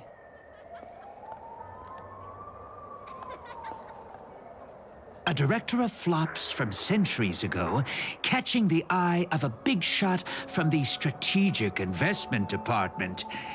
Thanks for the compliment, but that was a pretty bad lie from you. Oh, have more confidence in yourself, Mr. Greedy. After I stumbled upon your first movie, curiosity led me to dig through the archives of Greedy films. Now, you had each moviegoer sign a death and liability release waiver before entering the theater. And you released memory zone memes into the theater at intermission. Oh, these interactive marketing tactics were way ahead of their time. You could smell out exact market demands and deliver maximum impact with minimal resources. Oh, had we met back then, I would have made sure to secure a spot for you in the marketing department. I'd rather not be recognized for those achievements.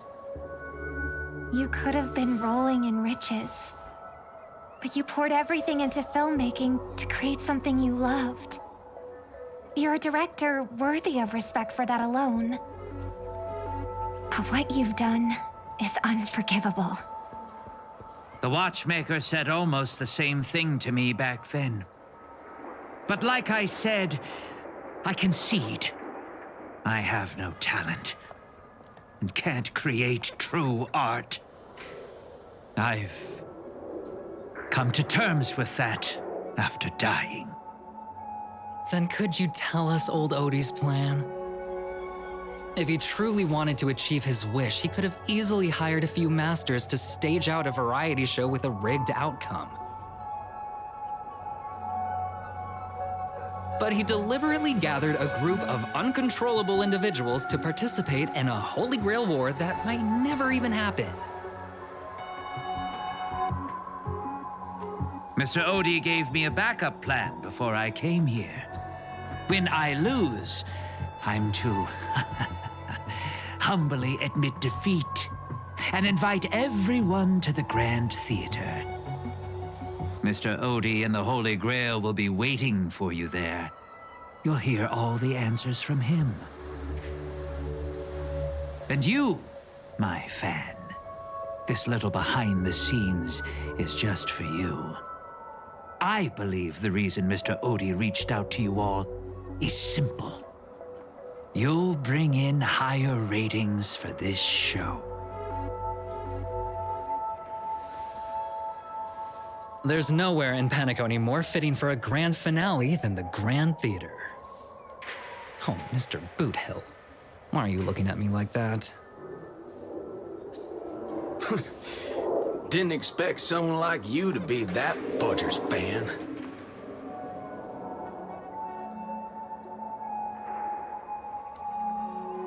Instead of calling me Master, a word that brings back dead class structures, I prefer you address me as Mr. Aventurine. See, Red Guy? Those business crooks are all the same. They take everything you throw at them, and insulting them's like punching a cotton fluff ball. Ain't no fun at all.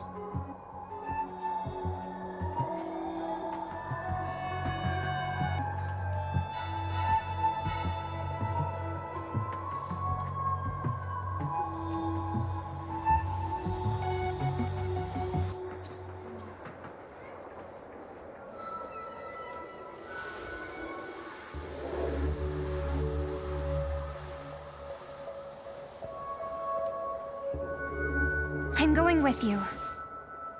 It doesn't matter whether Miss Snowd is now friend or foe. I will bring her back.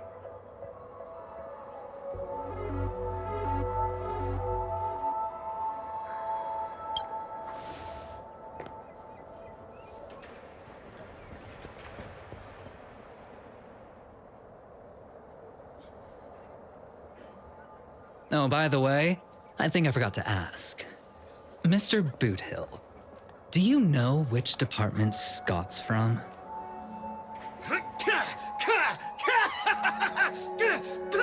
Whoa, yeah!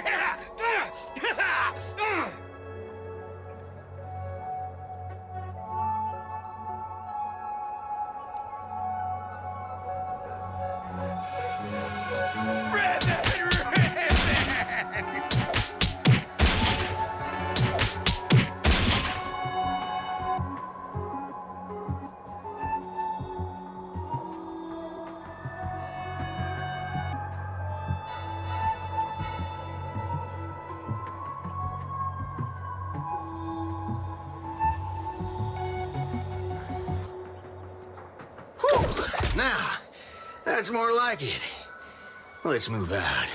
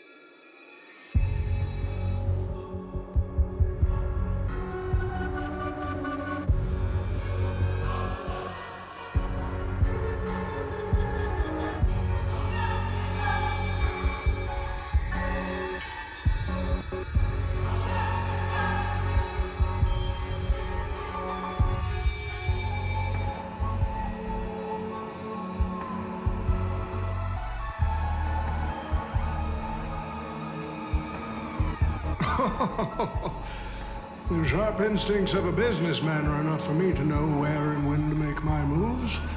And the Holy Grail has told me everything I need to know. You are the servant of that Galaxy Ranger. I didn't think your nose would be even sharper than the Bloodhound family's minions. Is it really wise for you to charge in here on your own instead of loyally staying at your master's side? That cowboy's in quite a pinch right now and would appreciate a speedy rescue.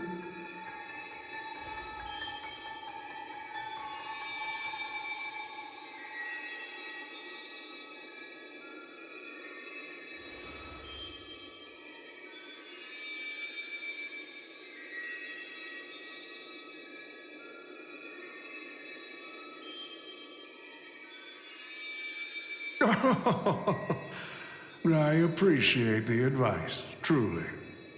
In that case, am I not giving the Holy Grail a new purpose?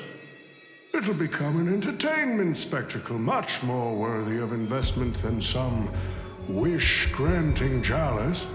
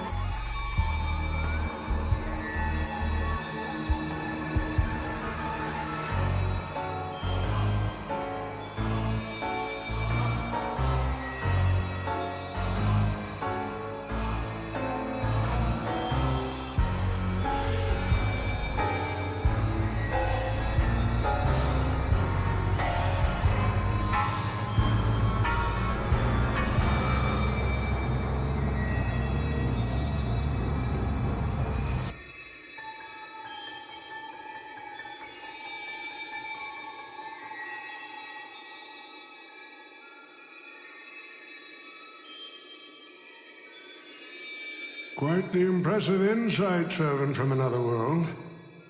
Your presence here was certainly a surprise to me, but you and your friends are needed. The Holy Grail needs more efficient fuel. And that means you. Miss Note? No. It's time for you to show Penacony your true charm.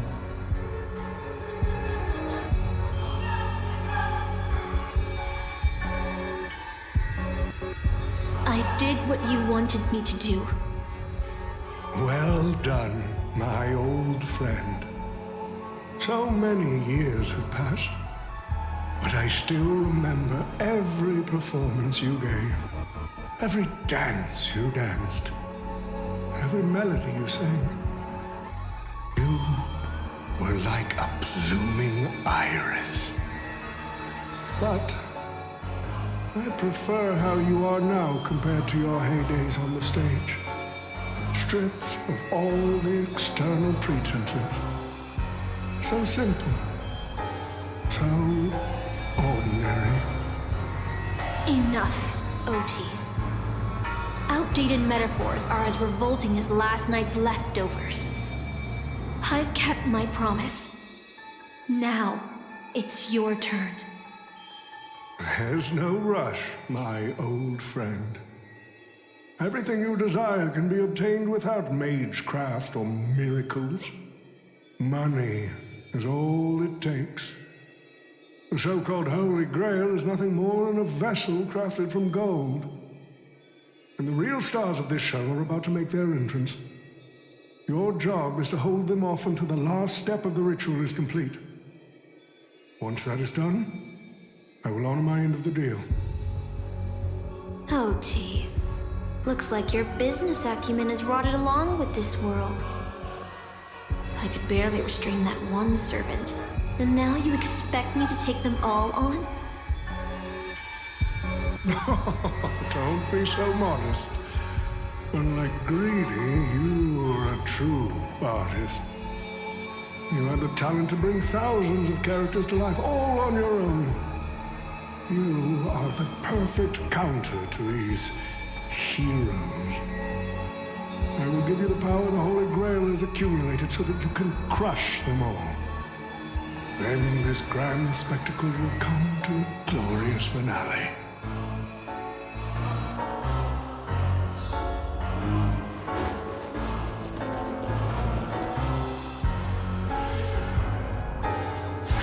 Fork it.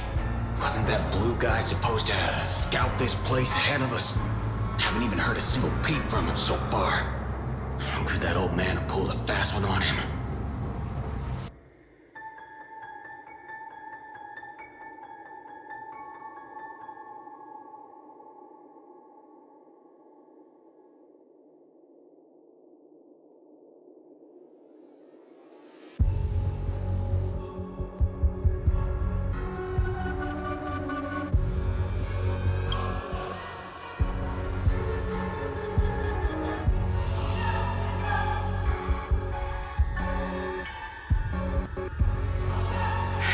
Miss Note!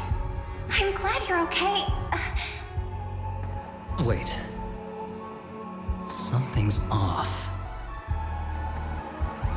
Miss Note. I trust that you've seen Lancer here, haven't you? Yes. He came to the Grand Theater with his spear raised and ready, eager to impale old Odie on the curtain. I couldn't agree more with his approach. But I still have dreams left unfulfilled in this miraculous second life. So, I asked him to take a break. And I must insist that every one of you take a break as well. Until Mr. Odie finishes the ritual. Fear not. There will be no pain. Please, leave your passion and ambitions on the stage. Like how actors shed their fatigue and makeup behind the curtains. And rest. Let the curtain fall! Canon Can presents!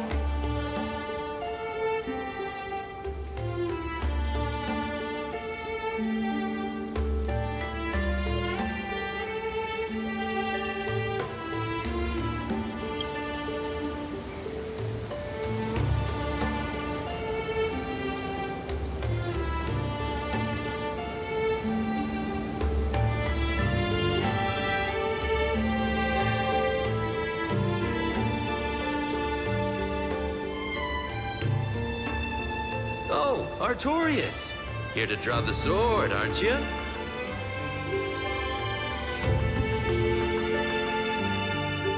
I knew it! That mage Merlin spun such a tall tale, something about whosoe'er pulleth out this sword of this stone is rightwise king of all England. Even an apprentice knight wouldn't be able to resist that. That being said, a little fellow like you drawing the sword and becoming king, I really can't picture that.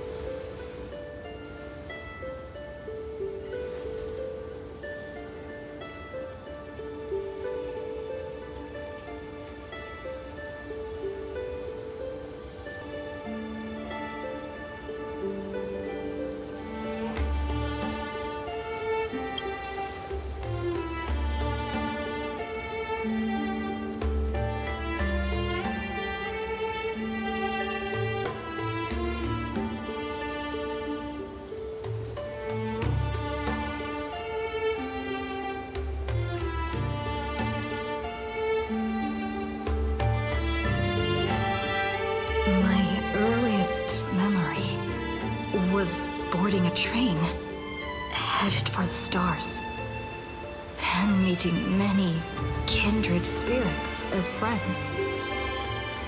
Though I have no past, I have a future.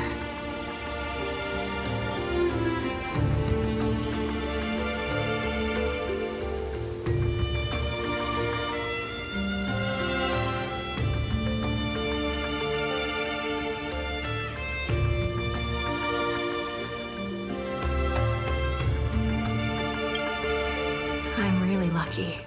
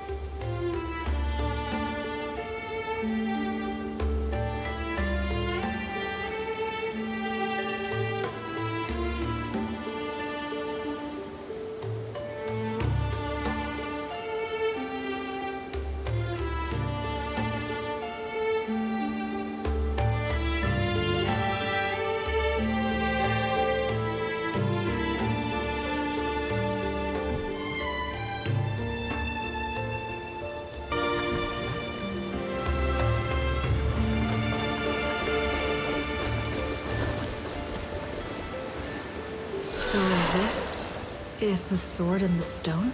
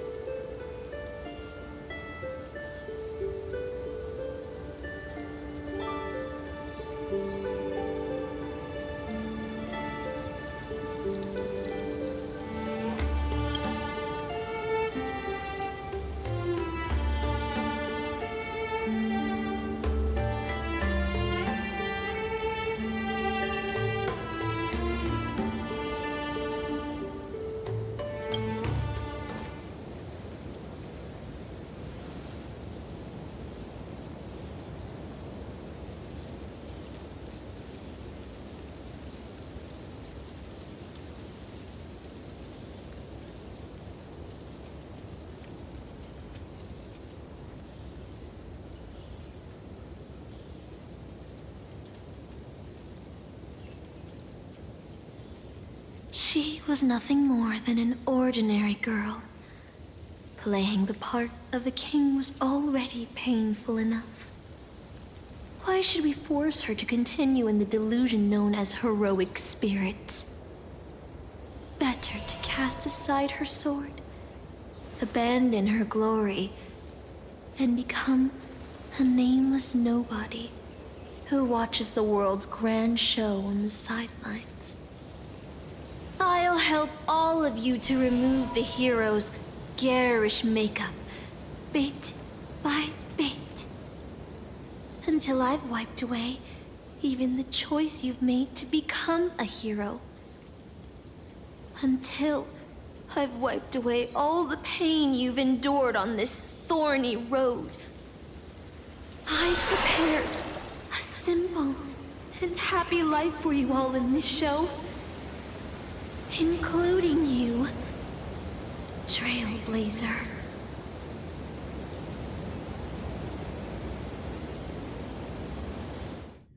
Oh, newcomer, are you staying? Someone like you has probably already burned through all your luck just trying to get into the Hertz space station, but I'll go through the motions and confirm it anyway. Just so you know, working at the Department of Cosmic Geography isn't as easy as you think.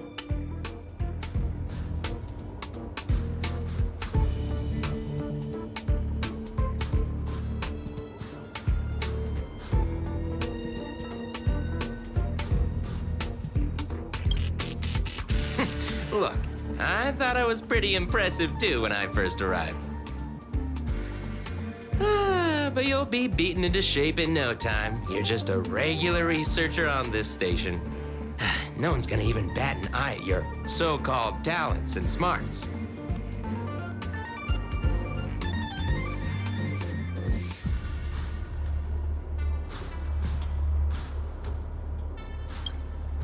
And I'm the Cosmic Geographer.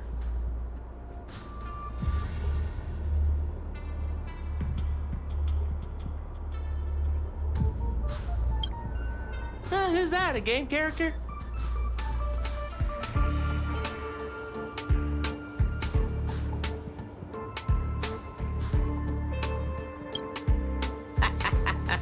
Are you dreaming or something?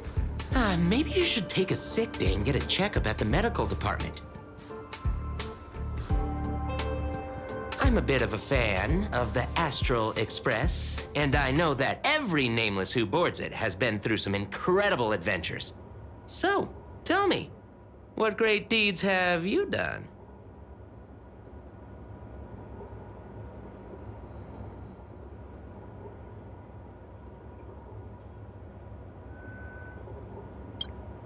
Oh, I've heard of that. Apparently, a valuable relic was stolen from the space station. It was swallowed by a mysterious intruder, which then led to an attack from the Antimatter Legion. If it weren't for Madame Herta stepping in to handle the crisis, we'd all be burnt to a crisp by now. Any idea who that mysterious intruder was? Yep, you guessed it. It was you, lass. The only reason you got a job here is that lead researcher Asta took pity on you.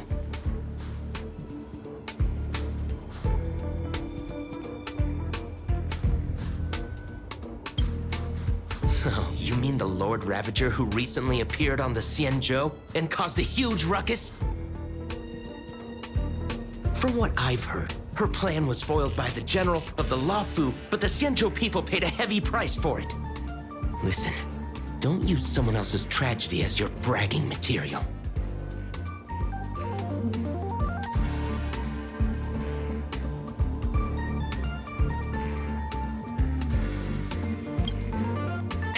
Let me guess. Next, you'll say you were invited to the Charmony Festival and became the festive superstar.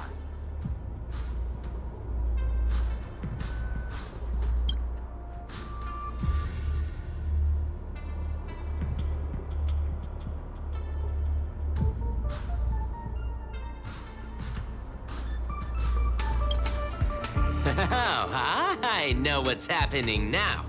The Department of Implement Arts imported a batch of dream bubbles. Loads of young, naive researchers have been wasting entire days in them, ignoring even their paid work.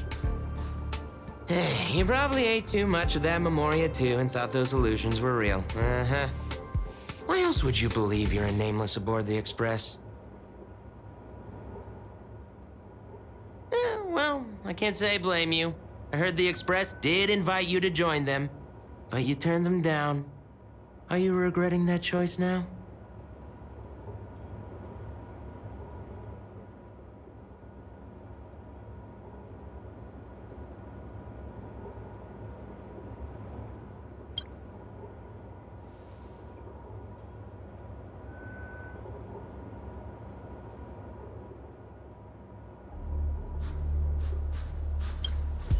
I became afraid.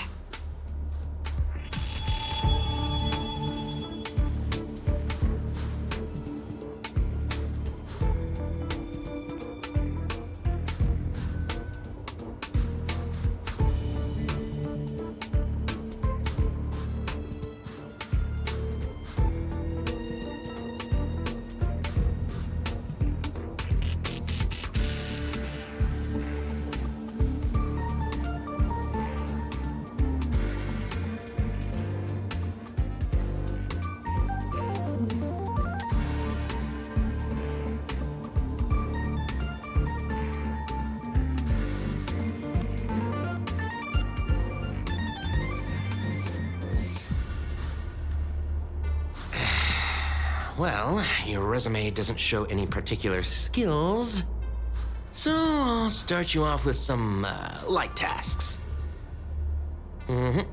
Sort the Department of Cosmic Geography's expenditure report for the past 6 months, schedule research meetings for the upcoming month, collect project proposals from all levels of researchers. Yeah, that should keep you busy for a while.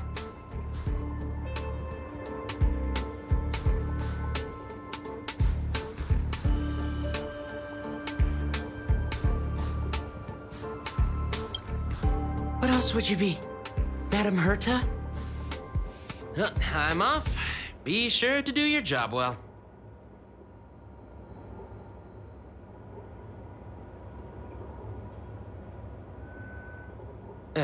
Yeah. Sometimes I regret picking the Geography of the Universe course when I was 14 and walking away from quantum history. I felt math was just too tough for me back then. But now I ask myself, would I still be stuck in this dead-end job if I made a different choice? No, come on. Don't worry about the what-ifs. Why waste time regretting a choice you've already made? Look at me. Things aren't so bad here, are they?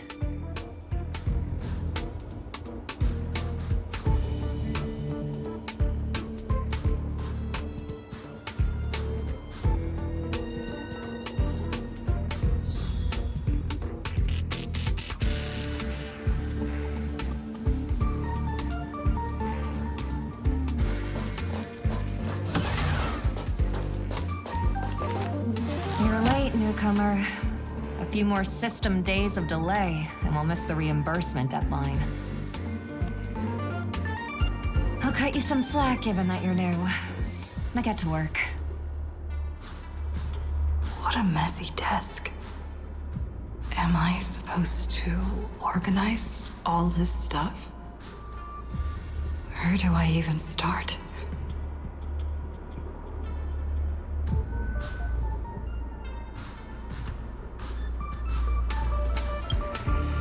Too slow. Keep going like this, and you'll still be here when the Amber Lord makes our next hammer swing.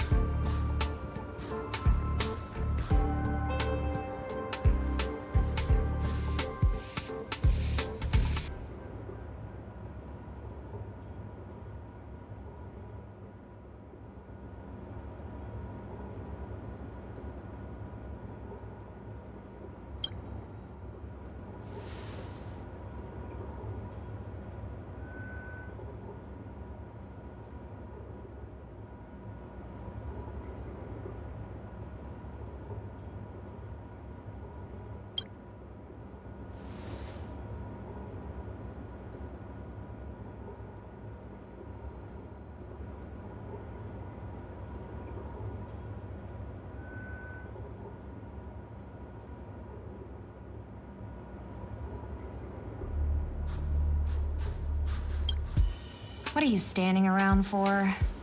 You think space bionic snails are going to do the work for you?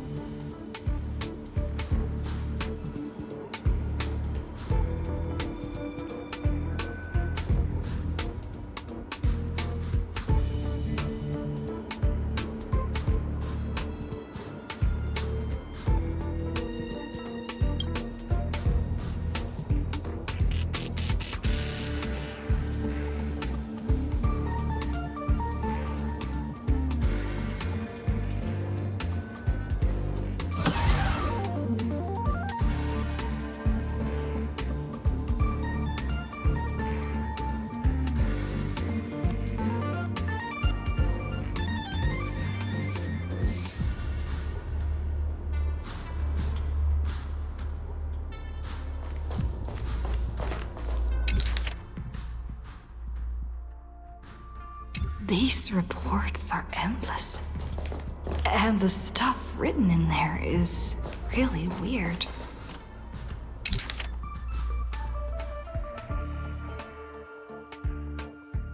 Hold on. I think I've seen that person over there before.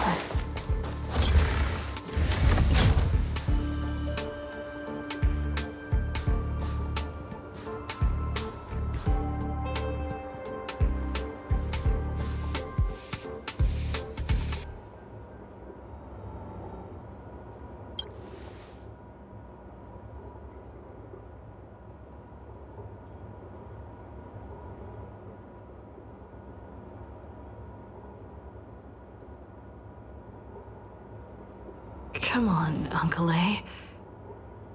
Don't you ever feel like you don't belong here?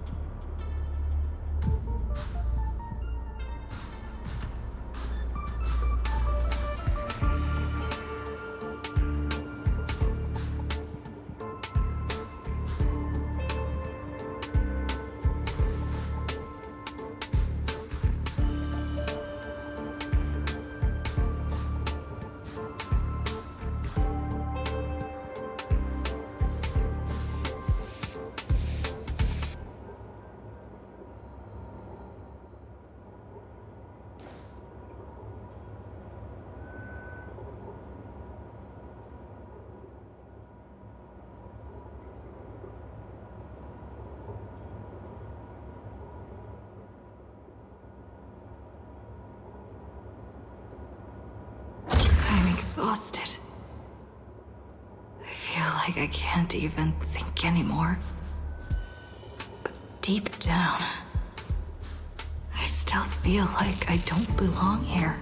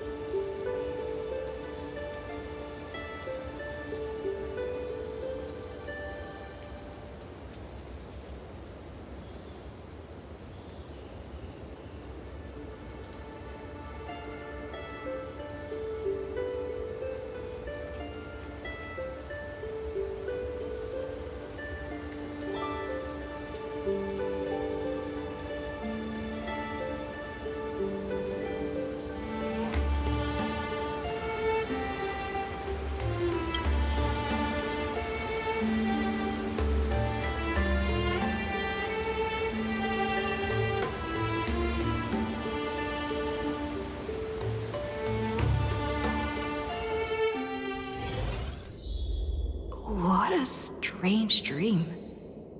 I should get to work. Scheduling Department of Cosmic Geography meetings for the next month. This should be easier than yesterday, right?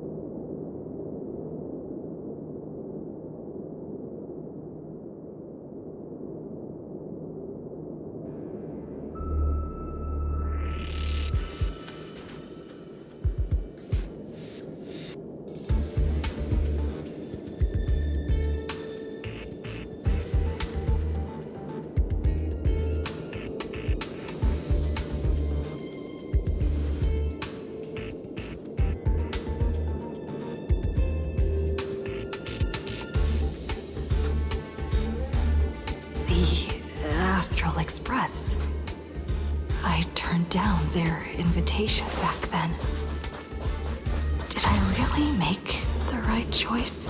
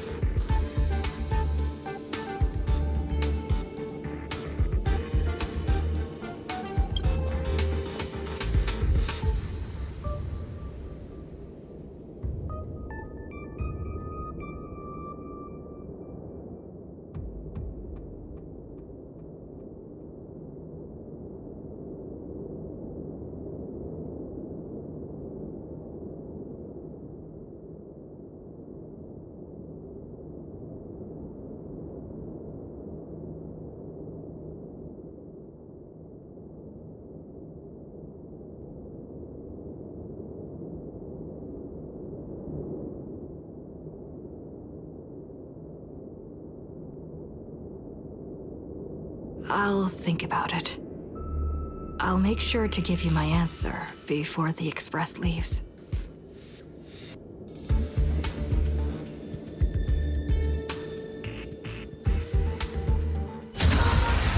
I'm so tired.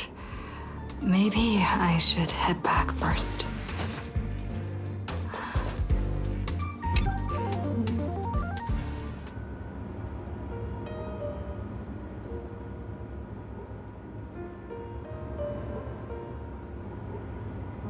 Let me tell you the story of a bird who was imprisoned wrongfully.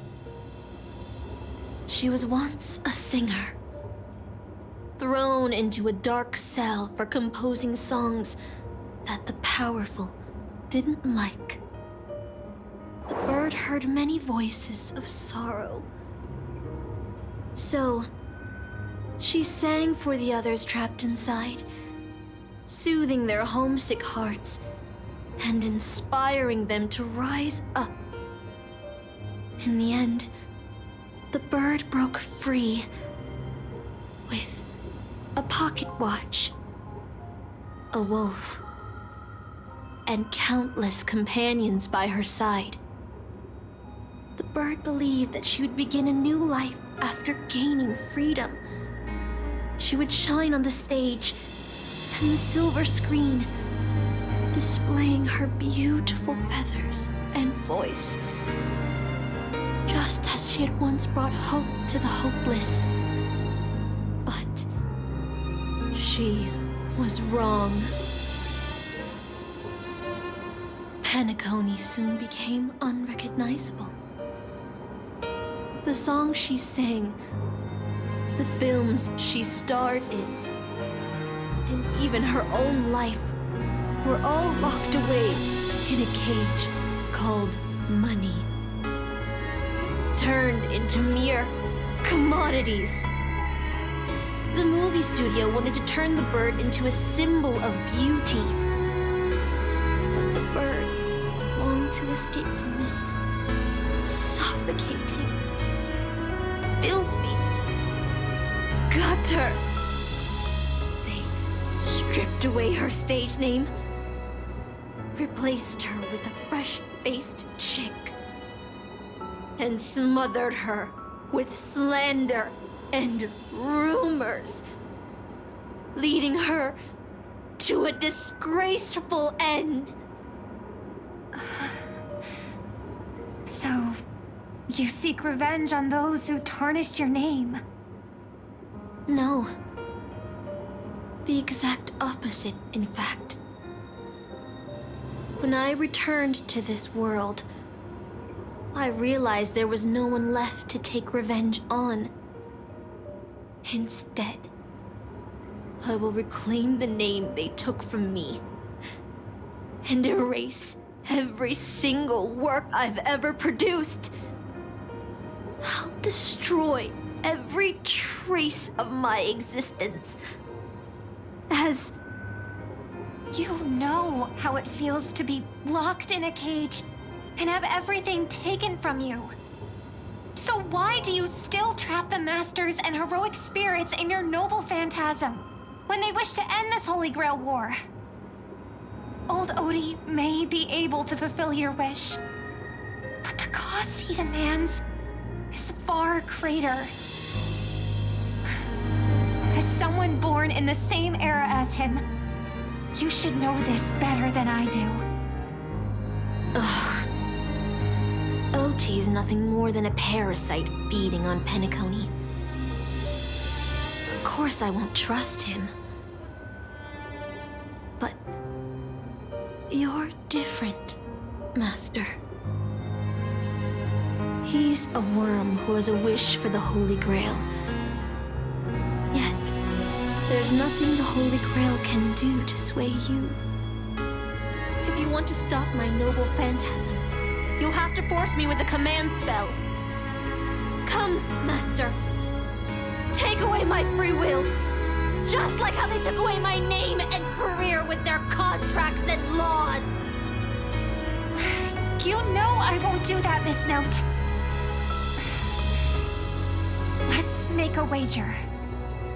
I've never once gambled in my life. I bet that those masters and servants will not yield to your noble phantasm, even though you've stripped their identity as heroes. I trust them. I will wait and see.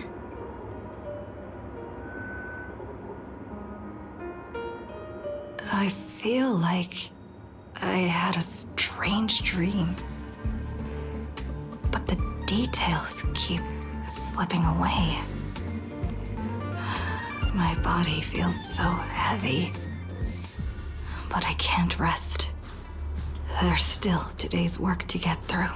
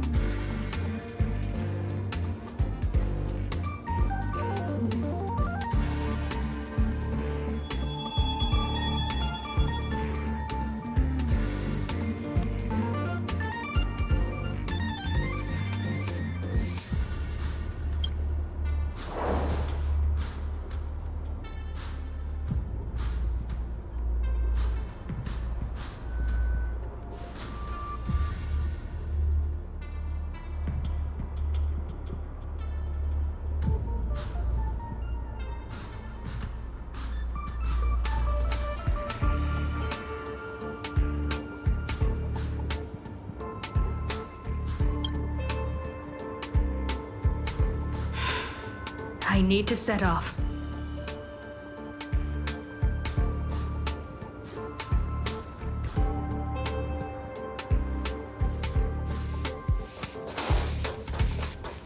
The express is already left. Going there will be pointless. Let's go to the lab. Hit the cafeteria. Let's go fishing together. Let's go watch a movie. Isn't life on the space station wonderful? People would kill just to live the life you have here. There's no antimatter legion. No abominations of abundance. This place is the most peaceful paradise in the universe. Something's stopping me from leaving this place. I need to avoid them. We're not holding you back. Let's have lunch together. Stop. The future of a nameless is nothing but emptiness and despair. Do you think you're special? Think of Tiernan and Kelbeck. The nameless who were better than you. They were all consumed by the lightless outer space, never to return.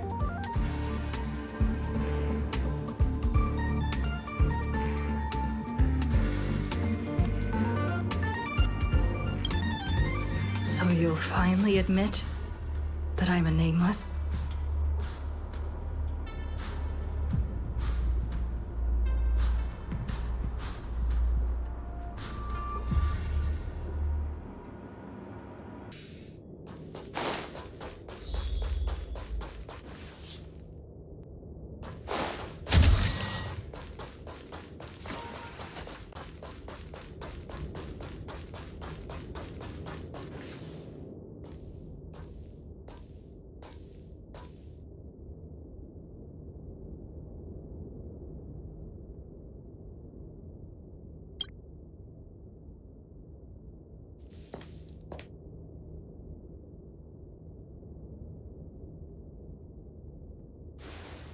Would you still pull this weapon out? Even if it'll bring about a tragic end?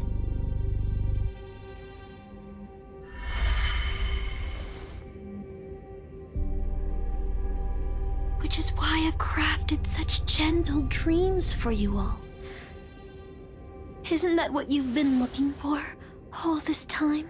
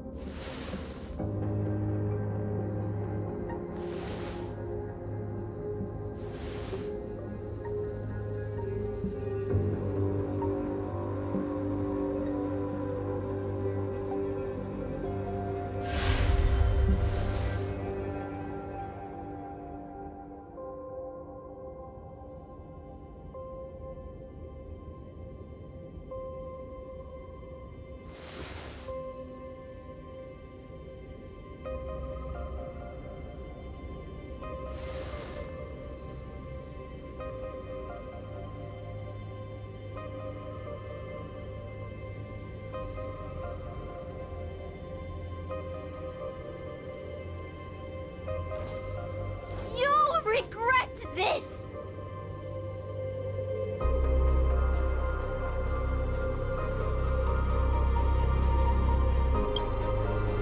I'll never regret.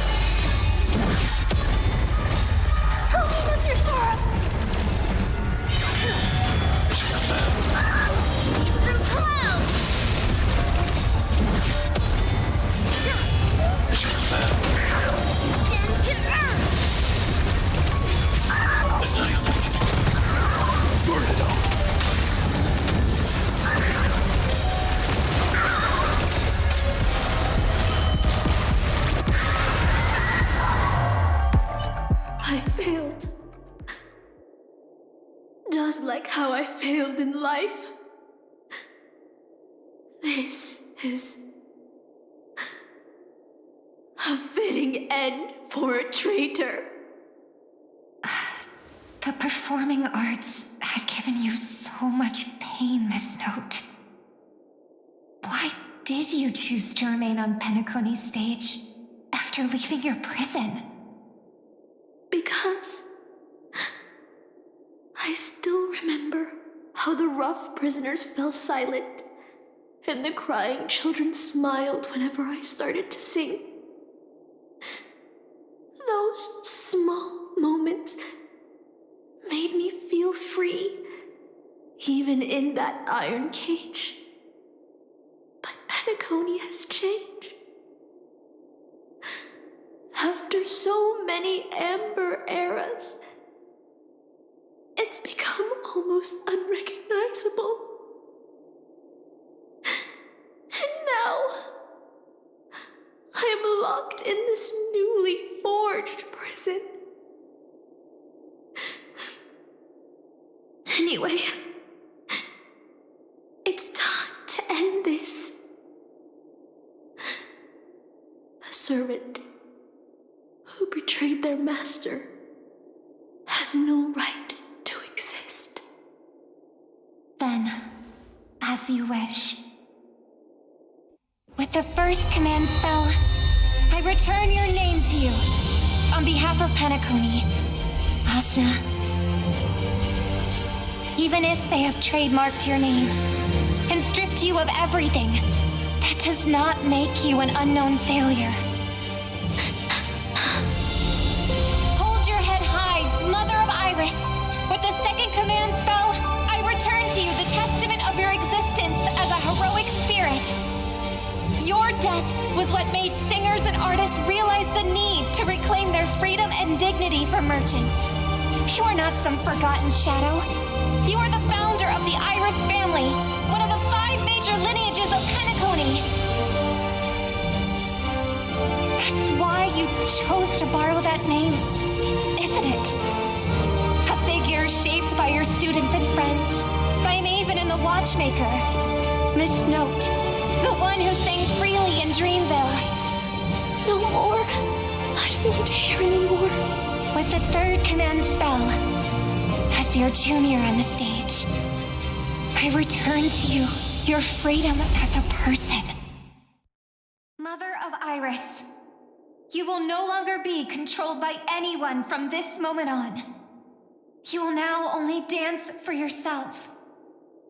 This farce is nearing its end, but I hope you can step out of the Grand Theater before you disappear and meet Penacony's artists. You are still a hero to them, no matter the slanders your name bears.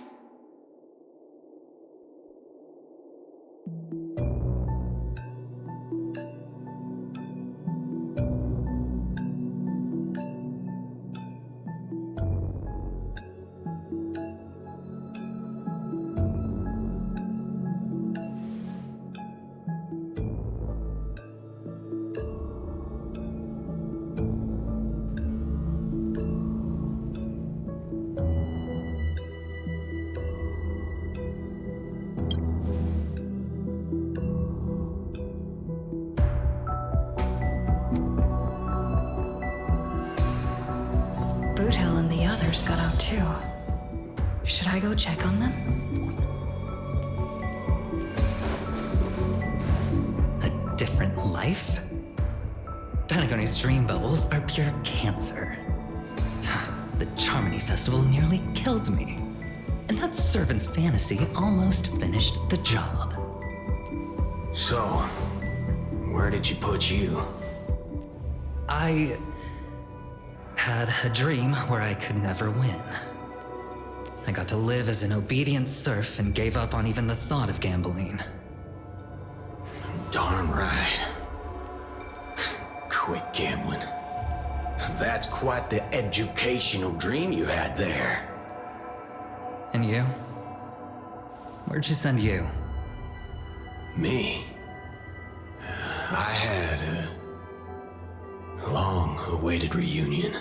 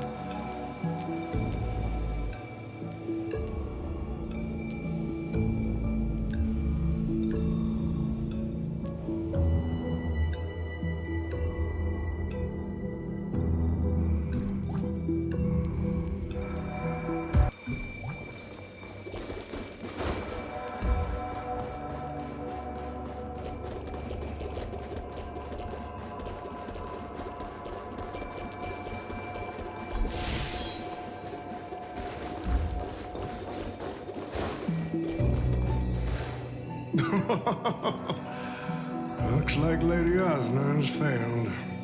What a shame. She was just one step away from tearing the flame of dreams off the servants and tossing them into the Holy Grail as fuel. But that's the business world for you. No matter how capable your collaborator is, you gotta handle the most critical parts yourself. Oh, budgethead. It's time to tell us what kind of stinking pie you're cooking up with this Holy Grail war.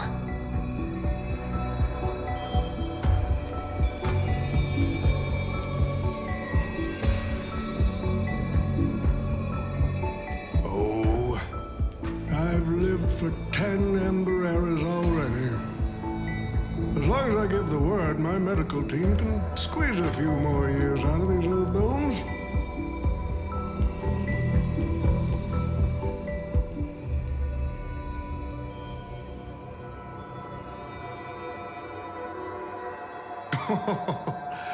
What a great misunderstanding.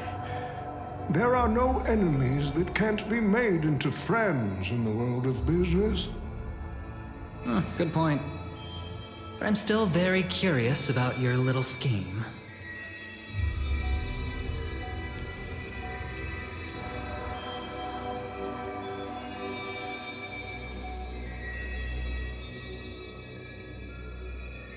Miss, what you're talking about is something only the Genius Society would obsessively chase after.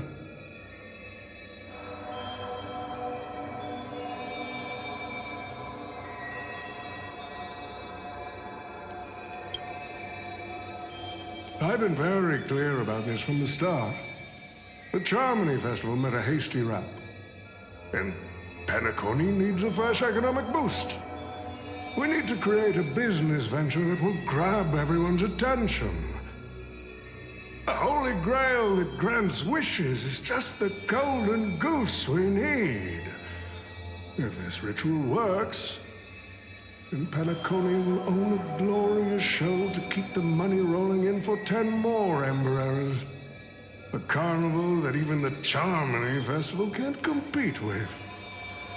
Even if I do have some personal objectives in this first ever Penacony Holy Grail War, that's none of your concern.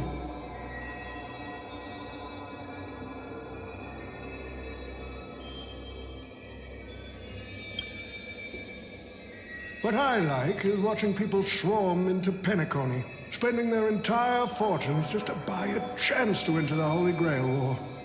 I like having alfalfa credits pour out of the Gilded Hour, entering the Cosmic Exchange. I like seeing my business rivals being crushed and manipulated, and then lose everything in the end. I like to acquire companies that I've never heard of, fusing them into my empire with a mere wave of my pen. The Golden Hour will set the prices for goods based on my desires, and the Blue Hour will craft Penaconian fashion based on my whims. Do you honestly believe Penacony was built on empty ideas like dreams and wishes? No. What truly underpins and supports this city is what you deemed crude. It's the unending flow of money. On this rock called money, we have built the planet of festivities.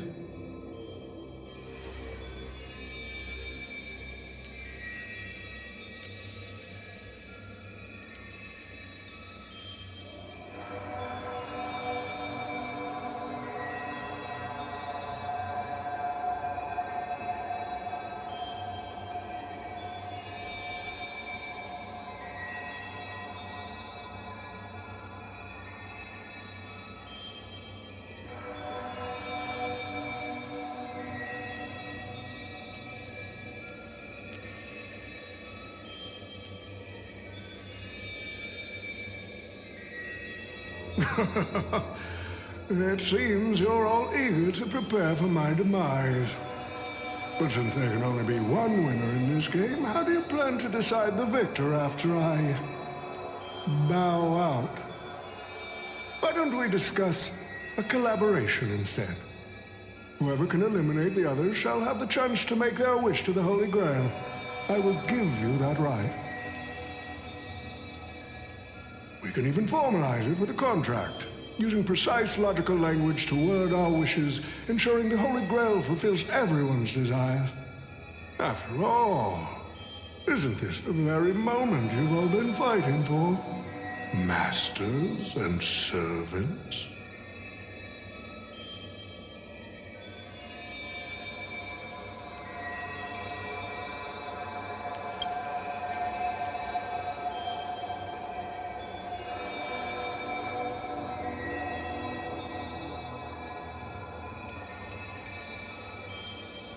Nah, we need to whip this fella's hind end, then smash it to pieces.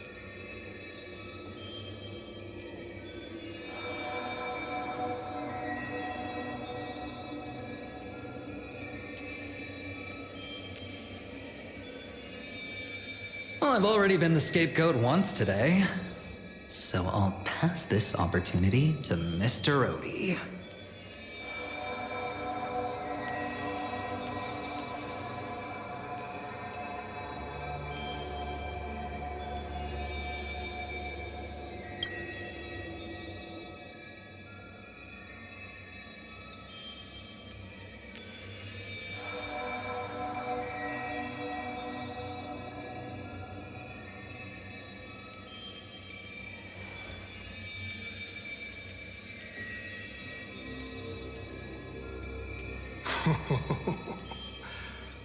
If you are all so keen to make me your enemy, I suppose I'll have to become the final challenge on this variety show.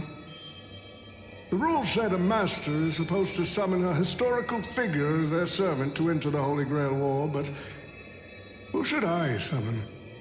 This question has haunted me for quite some time. Should I get the washed-up director I sponsored? Or the legendary star whose name I purchased? No, they are not worthy of being my servant. That's when a thought crossed my mind. Why not summon myself? The person who's still standing strong after 10 amber eras of business intrigue? Isn't this living legend staring back at me in the mirror? I used myself as the catalyst. I wanted to see how the business magnate Oti reflected in the history of Penacony would respond to my call as a servant. I wanted to see how people truly view me in history.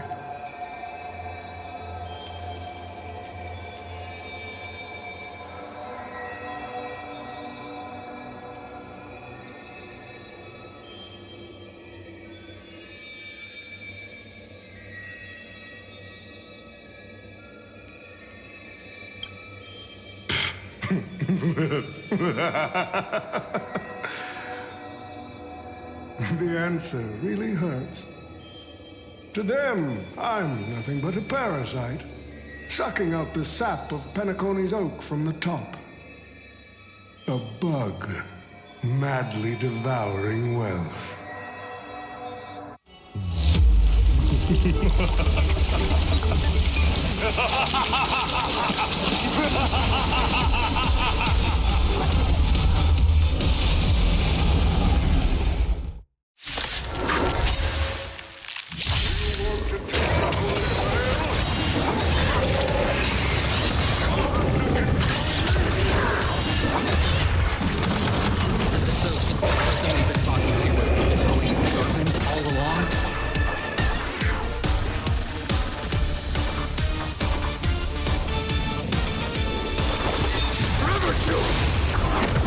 What are you made of?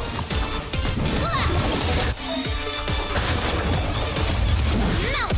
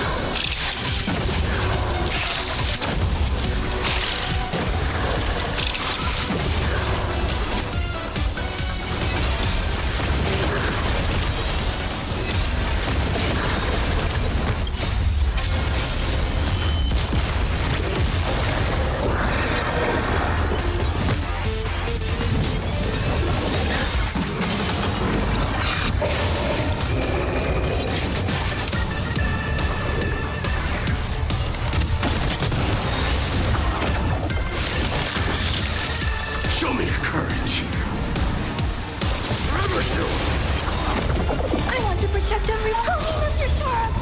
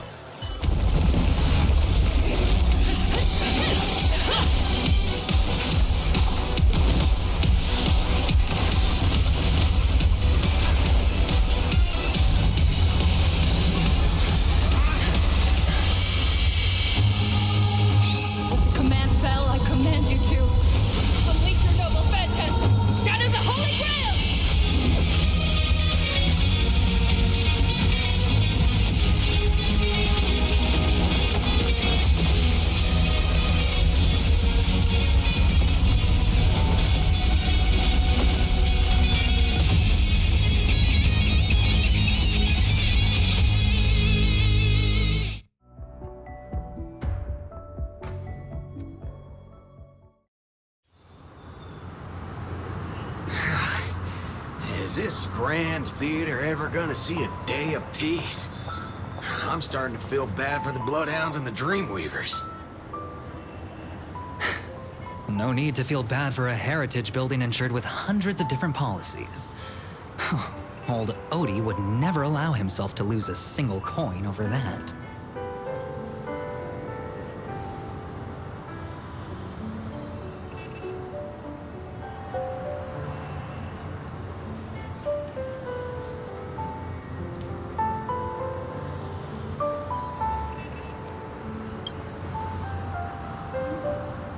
Unfortunately, no master was harmed in the making of this show. Even if we tried to hold him accountable, he'd probably just brush it off with his usual tricks. The best legal team money can buy, and sky-high compensation. And I fear the Holy Grail War has already given him returns far beyond what he's put into it. The silver lining is that this little spectacle will serve as the perfect excuse during negotiations for Madame Jade to pry open an even bigger opportunity in Penacony.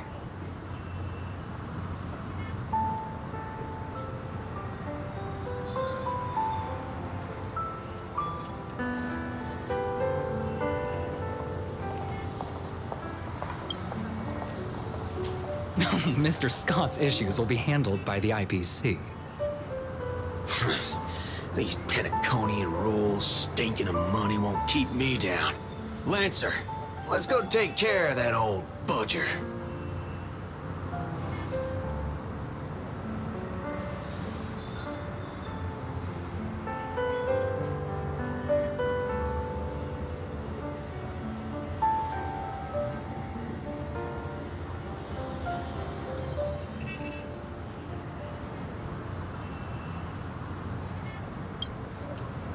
Such a shame, brother.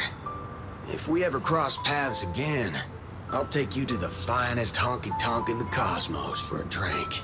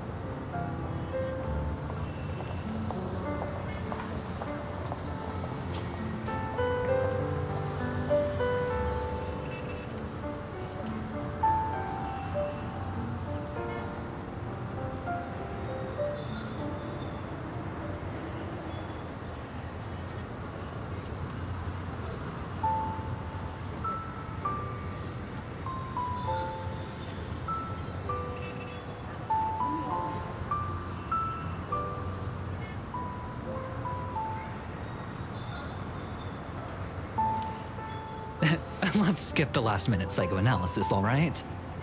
And when it comes to fashion, You're not much better than me, Guardian of Humanity.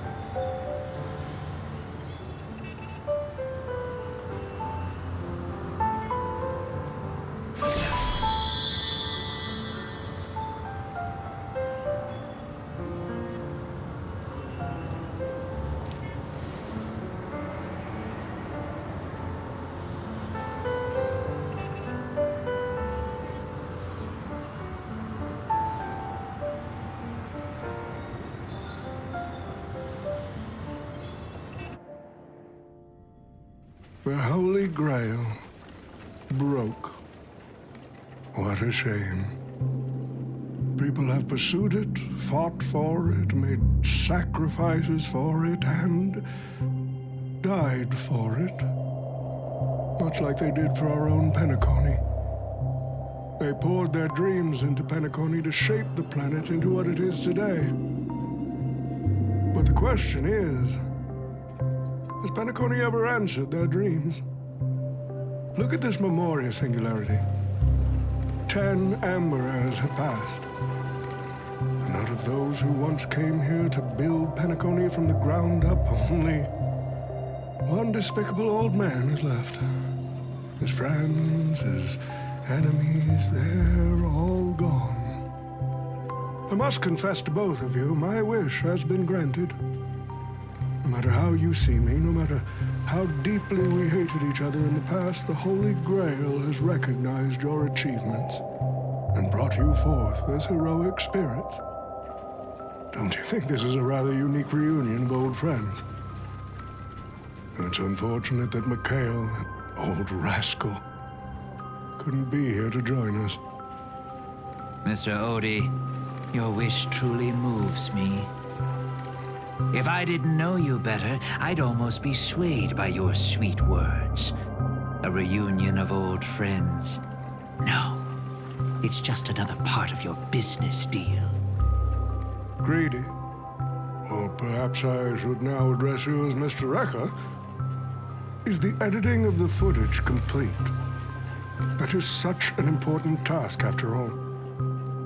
I've cut out everything related to the participants' privacy and kept only the most thrilling parts of the Holy Grail War. It may not be an artistic masterpiece, but it should meet your commercial expectations.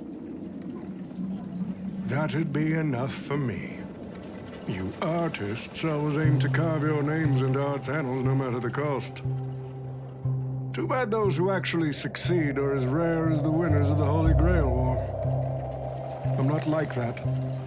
What else can truly measure the effort you've put in apart from cold, hard cash? The memories of former heroic spirits are also worthy compensation. Memories of a flop director like Greedy? Do enlighten me. What worth do those hold? His memories are indeed positively worthless as a filmmaker, but when it comes to him as a person, those memories are treasures beyond compare. He has had his struggles, disappointments, and defiance, only to be reduced to another nameless nobody. That man is a symbol of the Penacony of his times, a most ridiculous clown and a most genuine hero. How could I ever miss out on a memory with as many facets as a veritable diamond?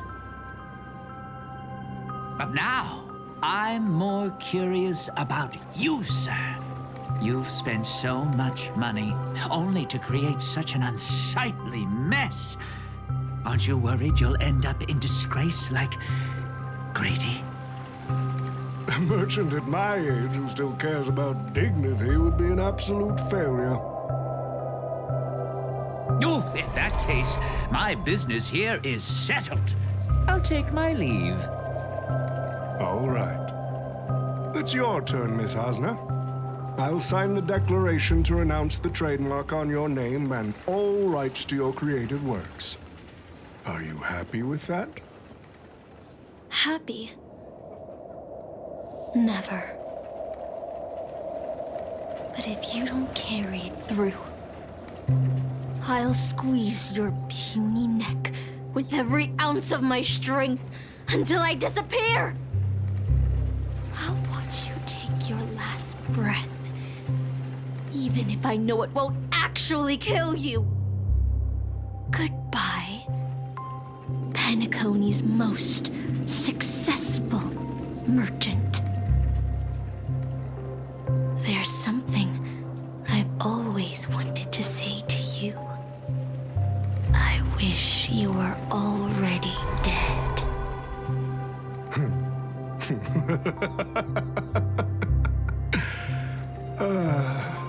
Now that's a heartfelt confession.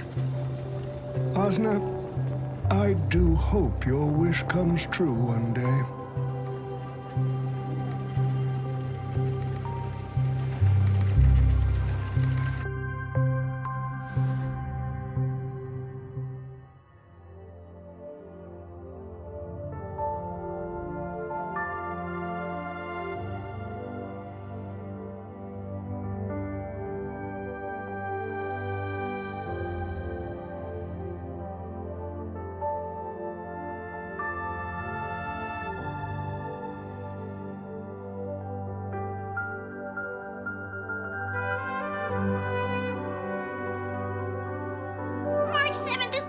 Bringing back bizarre and curious things.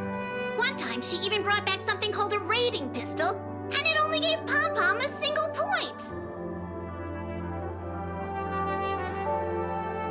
Also, watch out for Himiko's coffee.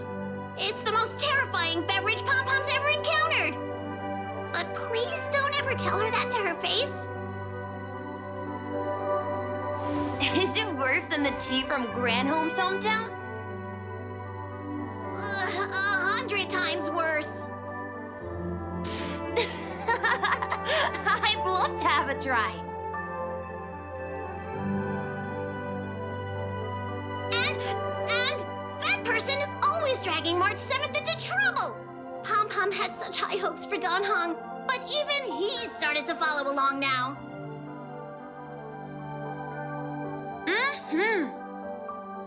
You passengers are all the same. Mikhail, you're spacing out again! What's going through that head of yours?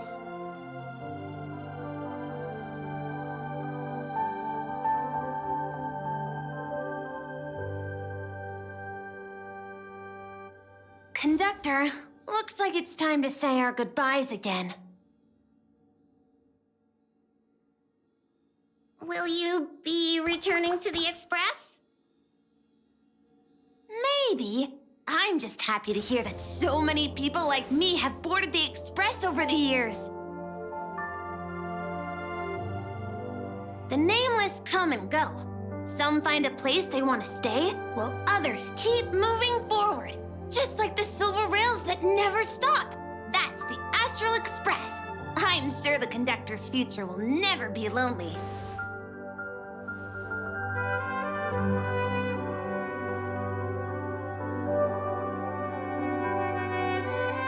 The Holy Grail War is coming to an end, and wandering souls must return to their rest. I need to go back to Penacony. Mikhail, remember, whether you leave or stay, the Astral Express will always be the home of the Nameless. Pom-Pom will always be here, waiting for your return. It's a deal then, conductor. The next time the Express stops at Penacony, please sound the horn for me, Rosalina, and Tiernan. If we can hear it, then we'll definitely come visit you. It's a promise.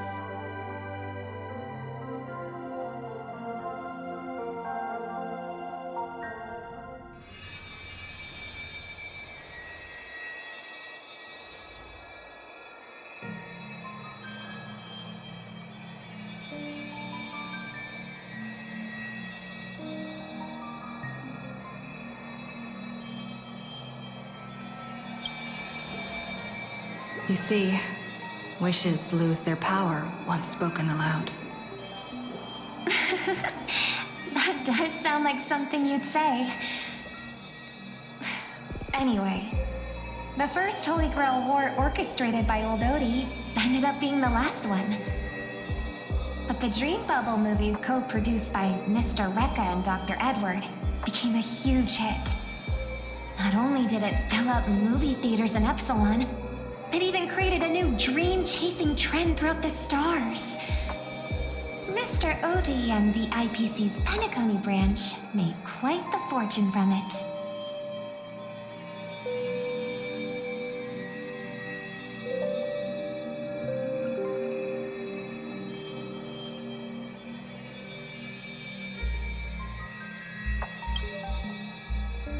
As Mr. Adventuring guessed, Odie simply brushed everything off as entertainment when questioned about placing family heads and shareholders in danger. While compensation and lawsuits are inevitable, I suspect he already knew exactly what was coming, even before the Holy Grail was activated. Now, old Odie did say he planned to give you some money, but even he thought that was too crude. So instead, he gave us the most valuable thing from this Holy Grail War.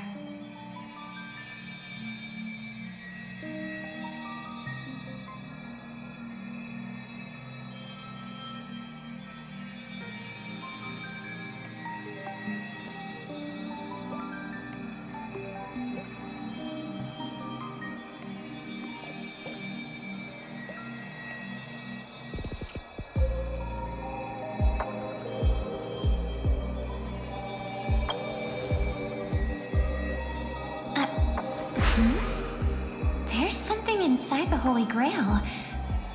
I think this is a note for you. Hey, sister. Since you all look pretty busy, I headed out with Hook. Big thanks to Mr. Odie for buying this rare trinket I got my hands on. That's how I could afford this spontaneous trip. By the way, aren't you curious what old Sempo's wish to the Holy Grail was?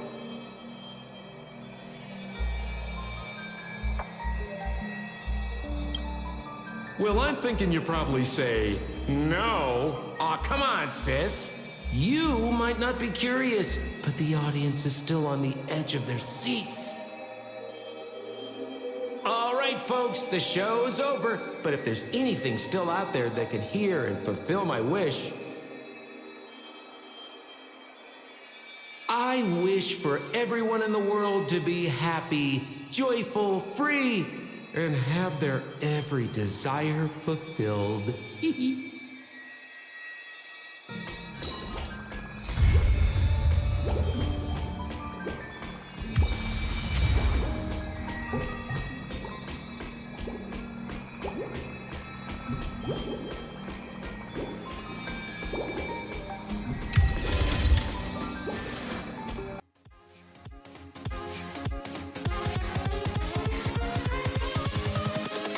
Invincible.